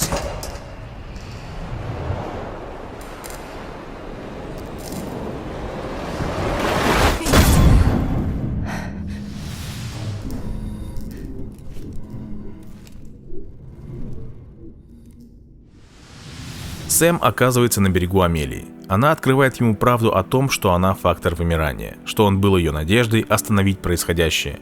Она предлагает ему два варианта: остаться с ней и посмотреть, как сгорает мир, или убить ее, разорвав связь между ними и отсрочив выход смерти.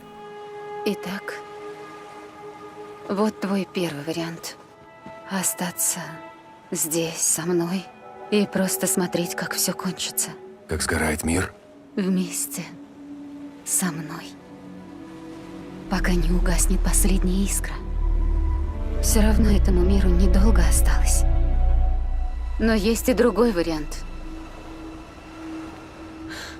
Благодаря хиральной сети ты свел вместе людей и их берега, и они стали единым целым. Как это Кипу. Но попутно ты привязал их к моему берегу. Тому самому, где я открыла врата на ту сторону. Поток уже не сдержать. Но если отрезать меня от остальных, может, до них волна не дойдет. Ты предотвратишь последний выход и отсрочишь гибель человечества. Шестое вымирание случится сегодня или завтра. Можно встретить смерть с достоинством, исчезнув в один миг. Или тщетно бороться, прекрасно понимая, что ждет в конце пути. Так что выбирай.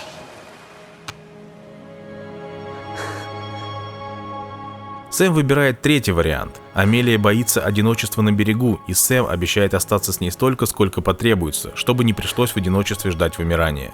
И тем самым он выбирает единственный путь к отсрочке выхода смерти. Ты объединил мир. Ты и должен решать. Тяни за веревку или режь петлю. Но что бы ты ни выбрал, не мешкай. Я не знаю, что делать. Нет, знаешь. Подумай о том, через что ты прошел.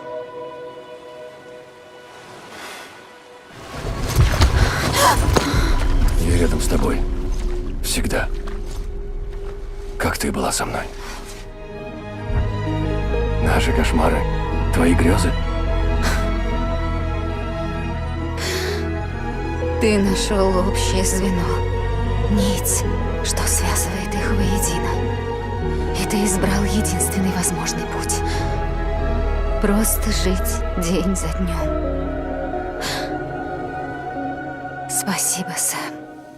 Связи между людьми — это то, на чем держался мир. И если для тебя это важнее всего, я останусь здесь, на берегу. Я не могу пойти с тобой. Я могу лишь уберечь тебя от самого страшного. Ты и другие сошлись вместе, сплотились. И даже если вы живете у времени в долгу, надежда еще есть. Перед каждым из катаклизмов жизнь бунтовала, сопротивлялась, менялась, чтобы выжить. Вымирание — это не только конец, это возможность. Даже если мы не будем вместе, мы с тобой навсегда связаны. Прощай, Сэм. Она выталкивает Сэма со своего берега на его собственный. Там он проводит очень долгое время, в течение которого Амелия рассказывает ему правду о себе и о выходе смерти. Сэм потерян и дезориентирован. Чтобы покончить со всем и покинуть берег, он пытается застрелиться, но это не срабатывает. Амелия говорит ему, что Клиффорда Унгера свела с Сэмом она. Сэм, слушай, это я снова свела вас с Клиффом вместе. Я хотела, чтобы ты кое-что осознал. Тебя не бросили. И ты не одинок. Не понимаешь? Ты должен жить.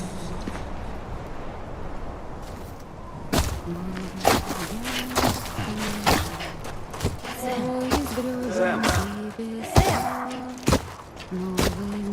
Я его нашла! Что? Я вижу! Сюда! Уж! Он там! Сюда! Сэм! Дэдман!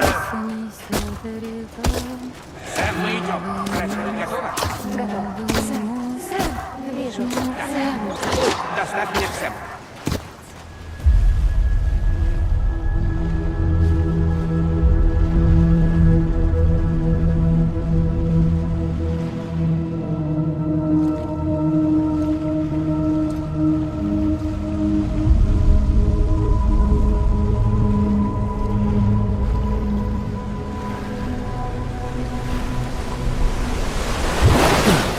Попался!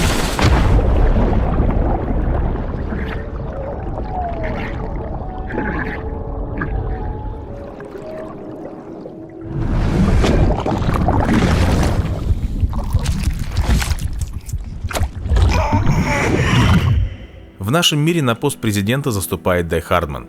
Он произносит речь об объединении, о том, что пора снять маски. Бриджит и Амелия преподносятся как те, кто пожертвовали всем, чтобы люди объединились. Сэм покидает зал собрания, но его нагоняет Дэдман. Сэм наконец избавился от гаптофобии, и Дэдман может его обнять. Он рассказывает Сэму, что они смогли разыскать его на берегу благодаря пистолету, который буквально из палки стал веревкой. Также он сообщает, что убийцей Клиффорда по восстановленным архивам значится какой-то просто Джон, и хиролограмма не оставляет никаких сомнений, кто это.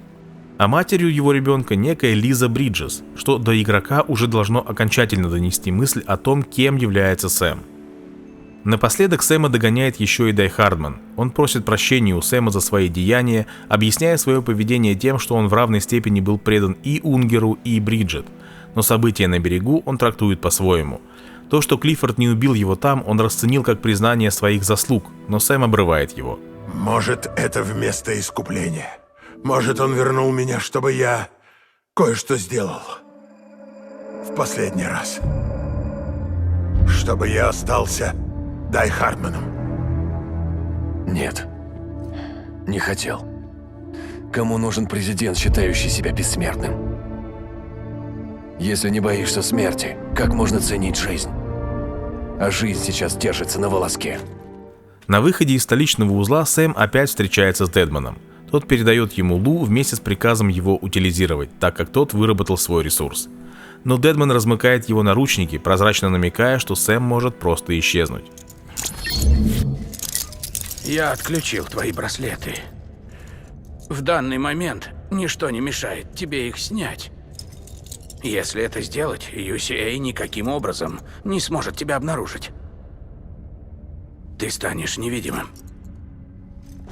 При запуске крематория подключение к сети автоматически восстановится. Надеюсь, ты запомнишь мои слова? Да, непременно. По пути в крематорий Сэм терзается сомнениями. Может, действительно пора отправить младенца на покой, он достаточно настрадался. В своих сомнениях он снова подключается к Лу, и в воспоминаниях о своем младенчестве он в последний раз встречается с Клиффордом. Тот обращается к нему напрямую. Я дала тебе приказ, стреляй! Мне сказали, тебя зовут Сэм Портер.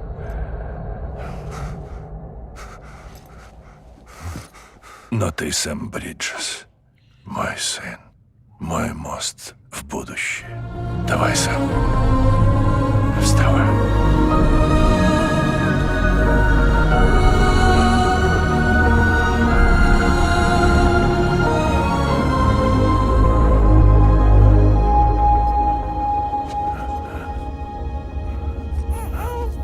Это я?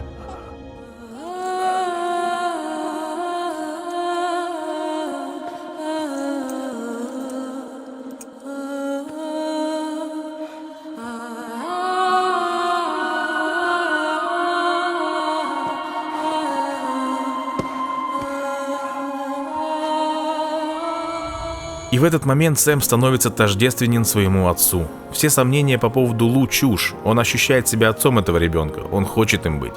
В печь отправляются только наручники, а Сэм, вернув Луизу к жизни под молчаливое приветствие душ других младенцев, возвращается в мир, где больше не идут хиральные дожди, а в небе горит неперевернутая радуга.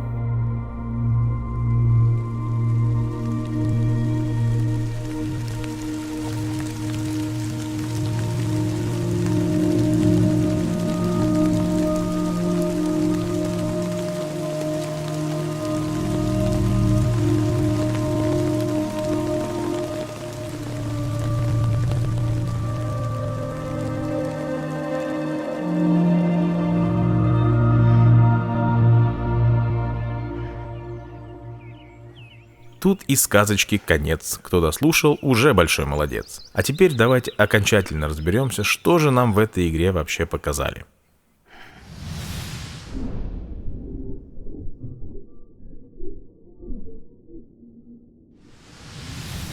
Интернет полон теорий относительно этой игры. Чего там только не пишут. Я часто слышу, читаю про всякие фирменные странности Кодзимы.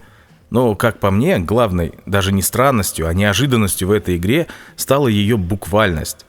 Я, правда, не играл в другие игры Кодзимы, но я утверждаю, что конкретно в этой игре все, что он хотел сказать, он сказал настолько буквально, насколько это вообще возможно.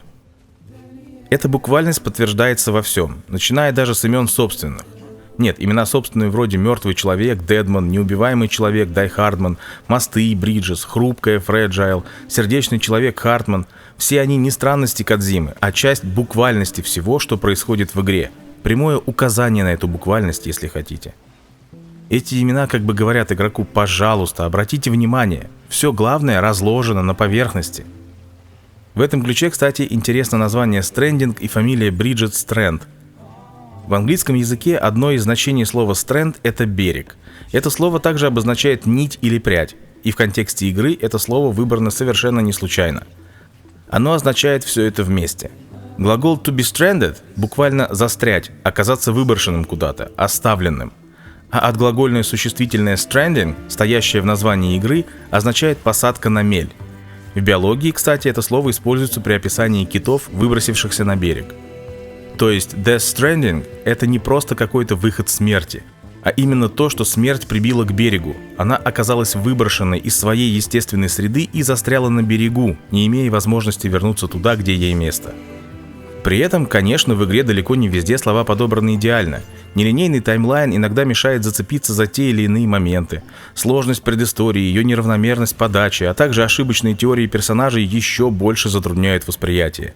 Я имею в виду то, что подавляющая часть предыстории рассказывается неравномерно в течение игры, а вываливается на игрока в самом конце. При этом в течение игры персонажи выдвигают свои теории разной степени ошибочности, что в общем-то довольно естественно для людей, когда они пытаются докопаться до истины.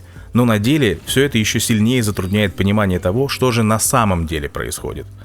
И, собственно, в процессе игры приходится очень основательно сосредотачиваться именно на том, чтобы понять, что происходит, а смысл, который автор заложил в игру, тонет в море другой информации. Но, к счастью, здесь мы во всем разберемся. И первая часть этого разбора, где мы прошлись по всему сюжету и рассмотрели все в хронологическом порядке и без ошибочных предположений, служила именно для того, чтобы полностью исключить этот момент. Ну и к сеттингу игры тоже, конечно, есть вопросы, как и почему работают те или иные вещи. И все же, повторюсь, основные мысли, смысл игры проговаривается в ней прямо, визуализирован в действиях и символах, а также отражен геймплеем. Тема игры неразрывно связана с тем, о чем игрок слышит буквально постоянно – со связями. На протяжении всего повествования Кодзима исследует природу связей между людьми, причем в самом широком смысле. И если сказать, что это игра о связях, это не будет ошибкой. Но остается вопрос – зачем? Что именно игра хочет сказать нам, рассматривая природу связей со всех сторон? Какова тема произведения? И на этот вопрос ответ также существует, и он также звучит в игре. Разбираемся.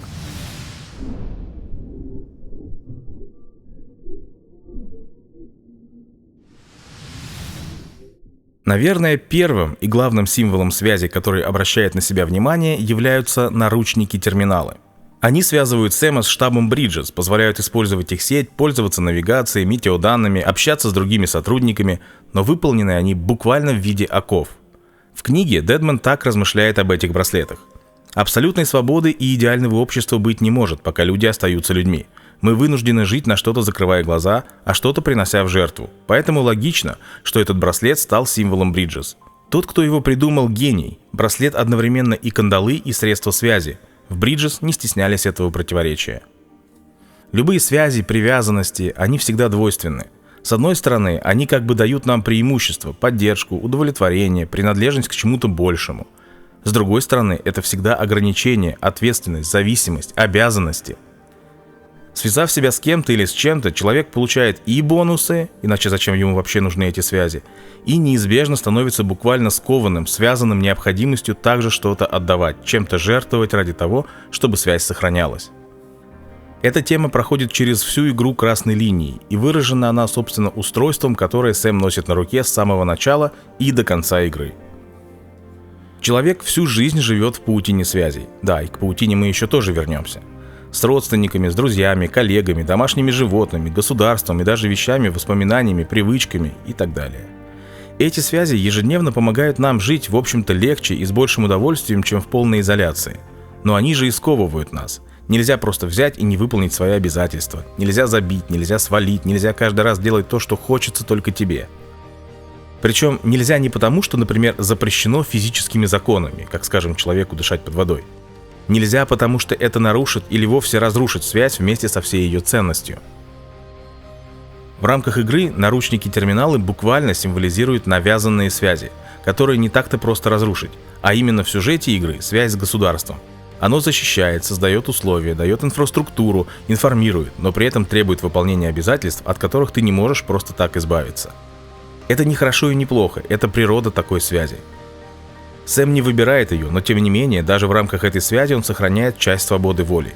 Его путешествие в конечном итоге не принуждение, а выбор, обусловленный совсем другими связями. Важным аспектом связи является именно то, что они могут быть разрушены, намеренно или случайно. Их прочность обеспечивается различными способами. добровольными и принудительными, осознанными или подсознательными.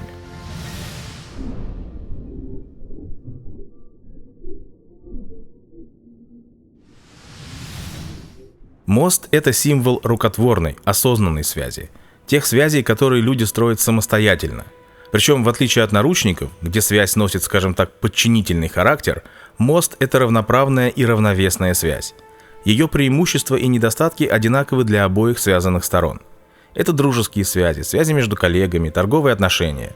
Сэм Бриджес строит именно такие связи. Не для себя, но для людей, находящихся в изолированных городах, чтобы они могли быть полезны друг другу. Естественно, такие связи также накладывают и ответственность, но эта ответственность также равная для связанных сторон. Когда кто-то что-то делает для тебя, будь готов ответить ему тем же. Эти связи гораздо более хрупкие, легко разрушаемые, но они также могут быть отстроены заново, буквально. Я не устану это повторять, в игре буквально об этом говорится и показывается. Выход смерти разрушил связи между людьми, но Бриджес и Сэм восстанавливают их, по-новому, немного иначе, но тем не менее заново выстраивают связи между людьми. В своей прощальной речи Клиффорд Унгер говорит Сэму о важности именно таких связей, хрупких, но равноправных. Амелия не раз поет песню про лондонский мост. Это английская детская песенка про мост, который строится сначала из глины и дерева, рушится, снова отстраивается из кирпичей и раствора, снова разрушается, затем из железа и стали, золота и серебра, и каждый раз он будет разрушен. Это буквально символизирует природу таких связей, хрупкость и возможность быть восстановленными. Кроме того, разрушение мостов можно ассоциировать и с циклами вымирания. Разрушение природных связей, виновником которых как раз были факторы вымирания.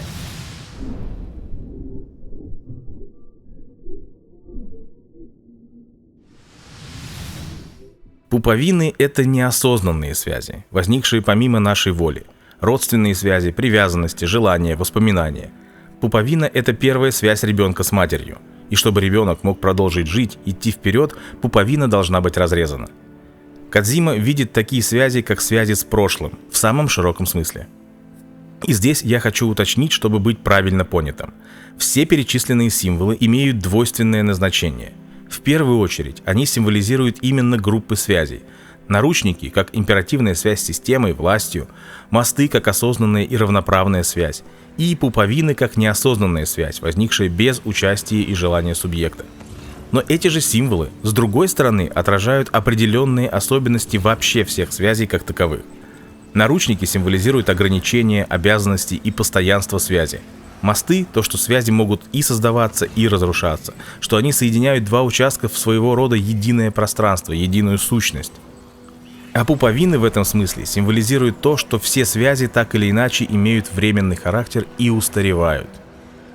В произведении буквально говорится о том, что мир мертвых — это прошлое, которое уже не существует, но тем не менее навсегда остается во Вселенной.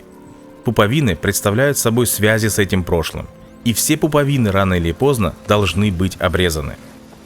По сути, если копнуть эту метафору немного глубже, получается такая картина.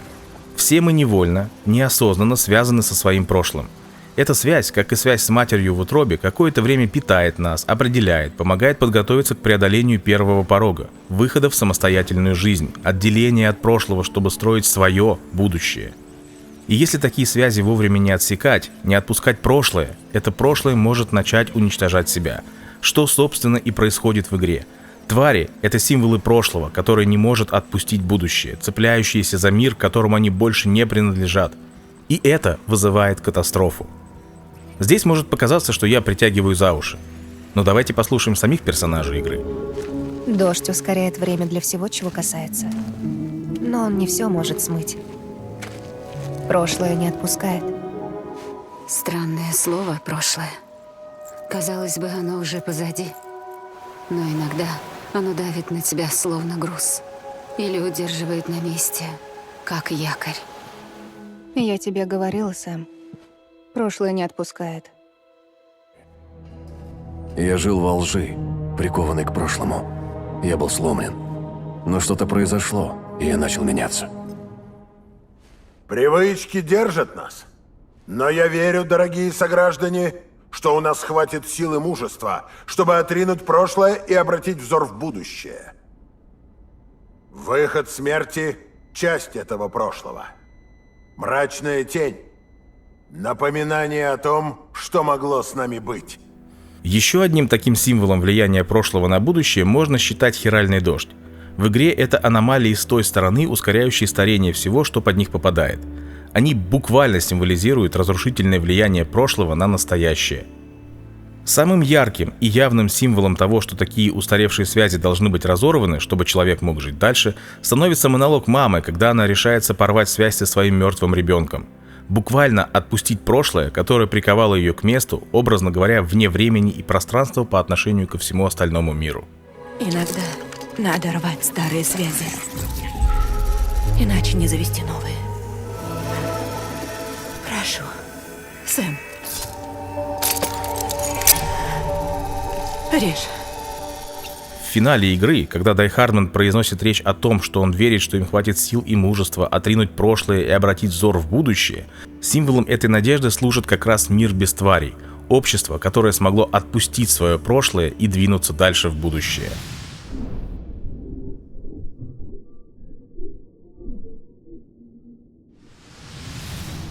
Еще одна особенность связи доносится непосредственно через геймплей.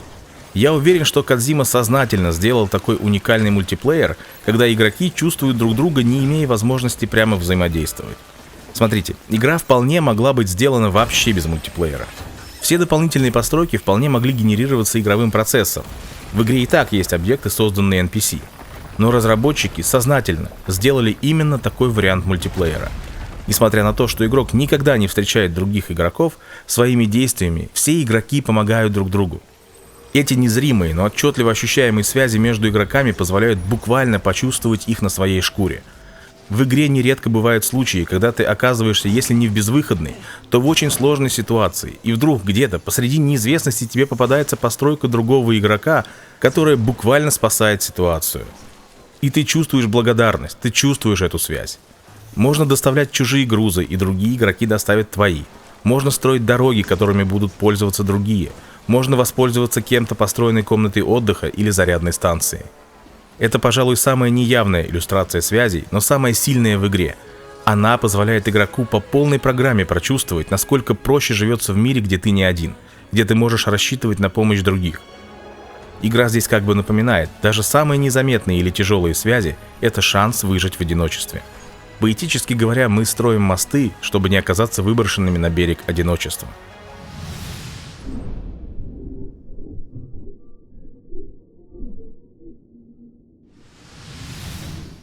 В своей жизни Сэм с рождения связан с двумя людьми – Амелией, которая выполняет роль матери, и Клиффордом, который является его отцом. Это полярные сущности, противоположные, противостоящие, по-разному воспринимающие Сэма. Их различие ярче всего выражается, как ни странно, в песнях, которые они поют Сэму. Амелия напевает песенку про лондонский мост, который все время падает. Лондонский мост падает, падает, падает. Лондонский мост падает, моя леди.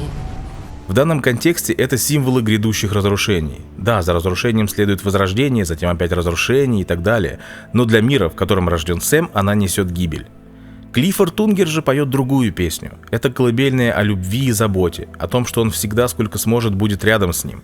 На закате, под небом алым, мой малютка зевнет устало. Ни за что я не перестану своей любовью согревать тебя. Клифф обращается к ребенку как к факелу, который, возможно, перенесет свет в будущее, даже если он сам исчезнет. Песня Амелии – холодный речитатив, песня Клиффорда – теплая и мелодичная. Природа связей между Сэмом и этими персонажами принципиально разная. Связь между ним и Амелией навязанная и искусственная. Это те самые наручники, кандалы, только те, которые Сэм не замечает, потому что носит их с самого рождения. Он не может просто взять и разорвать эту связь. Поэтому в конце он не может пойти с Фреджайл, поэтому Амелия дает ему единственную возможность убить ее.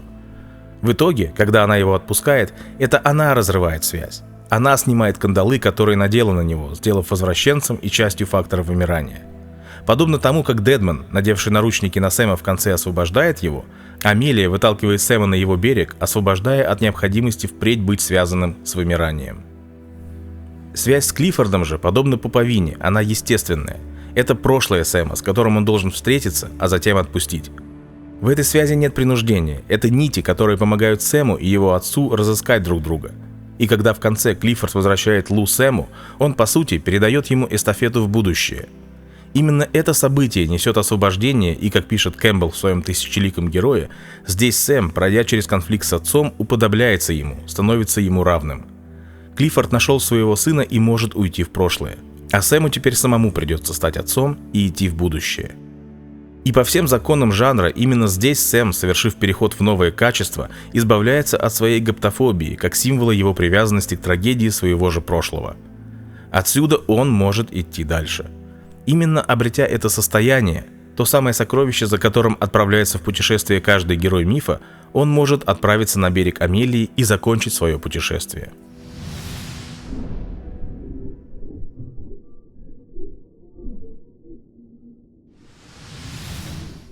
Еще два важных символа, которые никак нельзя пропустить, это Кипу и Ловец снов. Здесь уже требуется присмотреться внимательнее, но они тоже проходят через всю игру. И да, тут все тоже очень даже буквально. Ловец снов — это первый талисман, который Амелия дарит Сэму. Смотри, это ловец снов. Надень его на ночь, и я отгоню кошмары. Я всегда буду с тобой. Прямое назначение этого талисмана — ловить плохие сны и оставлять только хорошие. То есть в самой идее ловца снов лежит механизм контроля. Визуально он похож на паутину, ловушку. И именно паутину мы видим на логотипе Бриджес. Паутина привязала Клиффорда Унгера к берегам войны, что еще раз подтверждает, что это Амелия устроила ему встречу с Сэмом. И в сцене сражения Сэма и Хикса Амелия, подобно пауку, висит в центре паутины, что еще раз намекает на то, что она здесь все контролирует. Хиральная сеть, которую она создала, безусловно связь, но по сути не что иное, как ловушка для всех людей, ведущая к их вымиранию. Паутина как символ в логотипе Бриджес при Амелии подчеркивает структуру, контроль, связь как инструмент управления. В противоположность ловцу снов Сэм дарит Амелии кипу. Это мне? Называется кипу. Это узел по-старому. Еще с его помощью можно считать. Я добавляю узел, заводя друга. Ясно. Я буду добавлять по узлу каждую нашу встречу.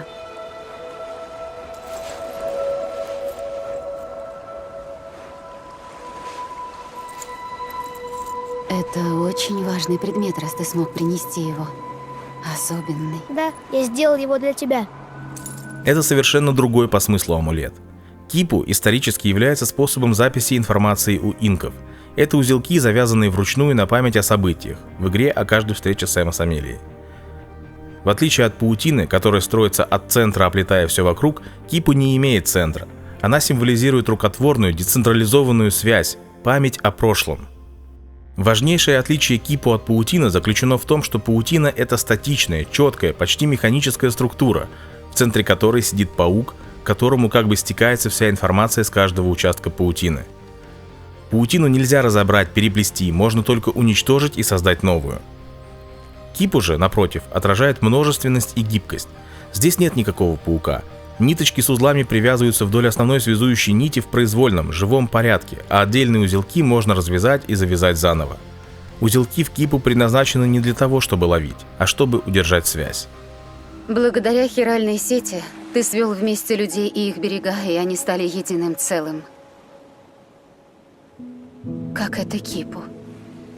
В конце игры Дедман показывает Сэму новый символ Бриджес — кипу вместо паутины, что ярко отражает те перемены, которые произошли в подходе Бриджес. Примечательно, что после того, как Амелия выталкивает Сэма со своего берега, мы больше не видим у него ловца снов. Он исчезает из его жизни вместе с ней. Паутина уступает место кипу. Здесь я все-таки позволю себе отметить, что автор игры выражает определенные сомнения в том, что человечество действительно сможет преодолеть все свои проблемы. Сама хиральная сеть, новая связь строится буквально на телах младенцев. Дедман уже не доверяет новому президенту, но готов с ним работать. А Сэм нарушает прямой приказ, который был ему отдан. Похоже, не видать нам идеального общества, но все-таки тема игры является совсем не некий дивный новый мир, утопия, законность, процветание, равенство и прочее. Все эти красивые слова обеспечиваются связями, сильные и слабые стороны которых мы тут и рассматриваем. Кодзима выделяет одно единственное изменение, на которое он надеется, которого жаждет, которое, по его мнению, должно действительно что-то изменить в людях, чтобы избежать катастрофы и угрозы вымирания. Ведь если рассматривать глобально, игра говорит о том, что человечество идет к некой катастрофе, и одни события подталкивают к ней, а другие способны эту катастрофу отсрочить. Да, человечество не вечно, рано или поздно время людей пройдет, но мы, люди, можем сами привести себя к уничтожению преждевременно. И в наших же силах продержаться подольше и отсрочить конец настолько, насколько это возможно. И темой игры является как раз то, как мы можем это сделать. То прошлое, которое мы должны отринуть, чтобы у нас появилось будущее.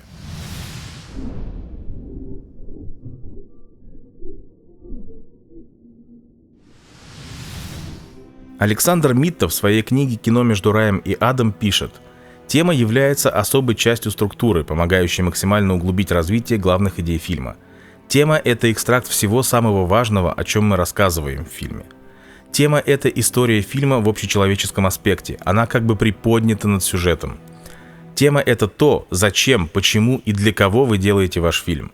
Тема — это то, против чего фильм. У настоящего художника в каждой теме есть ярость по поводу зла нашего мира». Так что же хочет сказать Кодзима своим произведением? О чем он кричит? И на этот вопрос ответ найти очень просто. Он также лежит на поверхности. Давайте вспомним, с чего начинается игра. До всех картинок и событий, до слов о том, что однажды произошел взрыв, идет цитата. «Веревка и палка – два древнейших инструмента, изобретенных человеком. Палка, чтобы отгонять все плохое, веревка, чтобы притягивать хорошее. Они стали нашими первыми рукотворными друзьями. Где бы ни были люди, там везде были веревка и палка». Из произведения «Веревка» за авторством Кобо Абе. Все события игры, по сути, начинаются с пистолета, палки, которая убивает отца и сына, а Бриджит, пытаясь исправить это, запускает вымирание. А чем же игра заканчивается? Револьвер, который был палкой, по утверждению Дедмана, превратился в веревку. Связь, с помощью которой друзьям Сэма удалось его разыскать. В итоге, вот что привело нас к тебе. Когда мы уже были готовы сдаться, Дай Хардман вспомнил про револьвер. Мы пошли за ним, и он завел нас в дальний уголок твоего берега. Там-то ты и был. Мама первая тебя увидела. Она опознала тебя с наблюдательной точки на той стороне. Она сообщила Локни по их связи, а Хартман подтвердил твою позицию в ходе своего погружения. План был такой. Фреджайл должна была забросить меня вместе с Лу к тебе, чтобы мы тебя вытащили. Но не так-то просто переместить нескольких человек на чужой берег на продолжительный срок. И вот здесь пригодилась пуповина. Мы сплели их из ДНК президента Стрэнд. Они действуют как узел, связывающий нас. Президент предвидела, что все так и будет. Иронично, правда? Револьвер, с которого начался весь кавардак, стал ключом к твоему спасению. Амелия сказала, что это не только оружие. Не оружие, но леер. Палка, ставшая веревкой.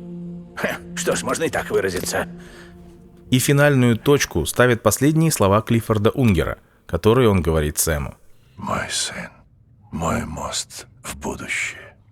До тебя я был не человек, а камень, тупик, преграда на пути, просто препятствие, взиравшее на мир, который строили люди вроде тебя. Разделять других — это все, что я когда-либо умел. Но ты другой, Сэм. Ты сближаешь людей. Ты их мост в будущее. И мой. Давай, Сэм. Вставай.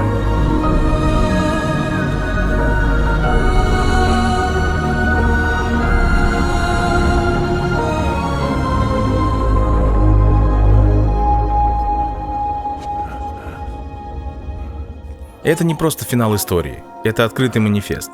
Кодзима зовет оставить палки в прошлом. Пришло время веревок, связей, объединения, взаимосвязанность, взаимозависимости. И в сражении с Хиксом Сэм не просто так использует веревку. Это буквально противостояние палки и веревки. И этой сценой Кодзима тоже хочет подчеркнуть, что теперь должна победить веревка. Клиффорд – символ прошлого. Человек войны, человек оружия. Он пытается понять и соединиться, но не может остаться. Его место в истории. Он уступает дорогу Сэму, тому, кто действительно способен строить мосты, а не стены. Тому, кто не разделяет, а объединяет людей.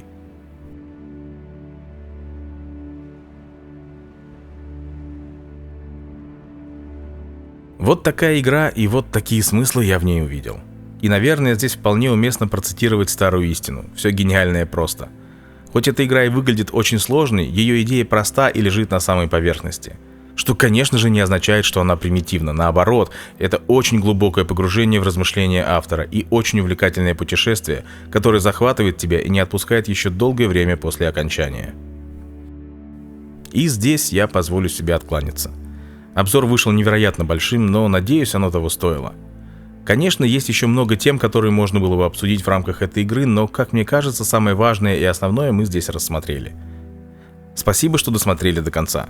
Буду рад увидеть ваши мысли в комментариях, они много для меня значат, я их все читаю и стараюсь отвечать. С вами был Радио Келодан, оставайтесь на связи.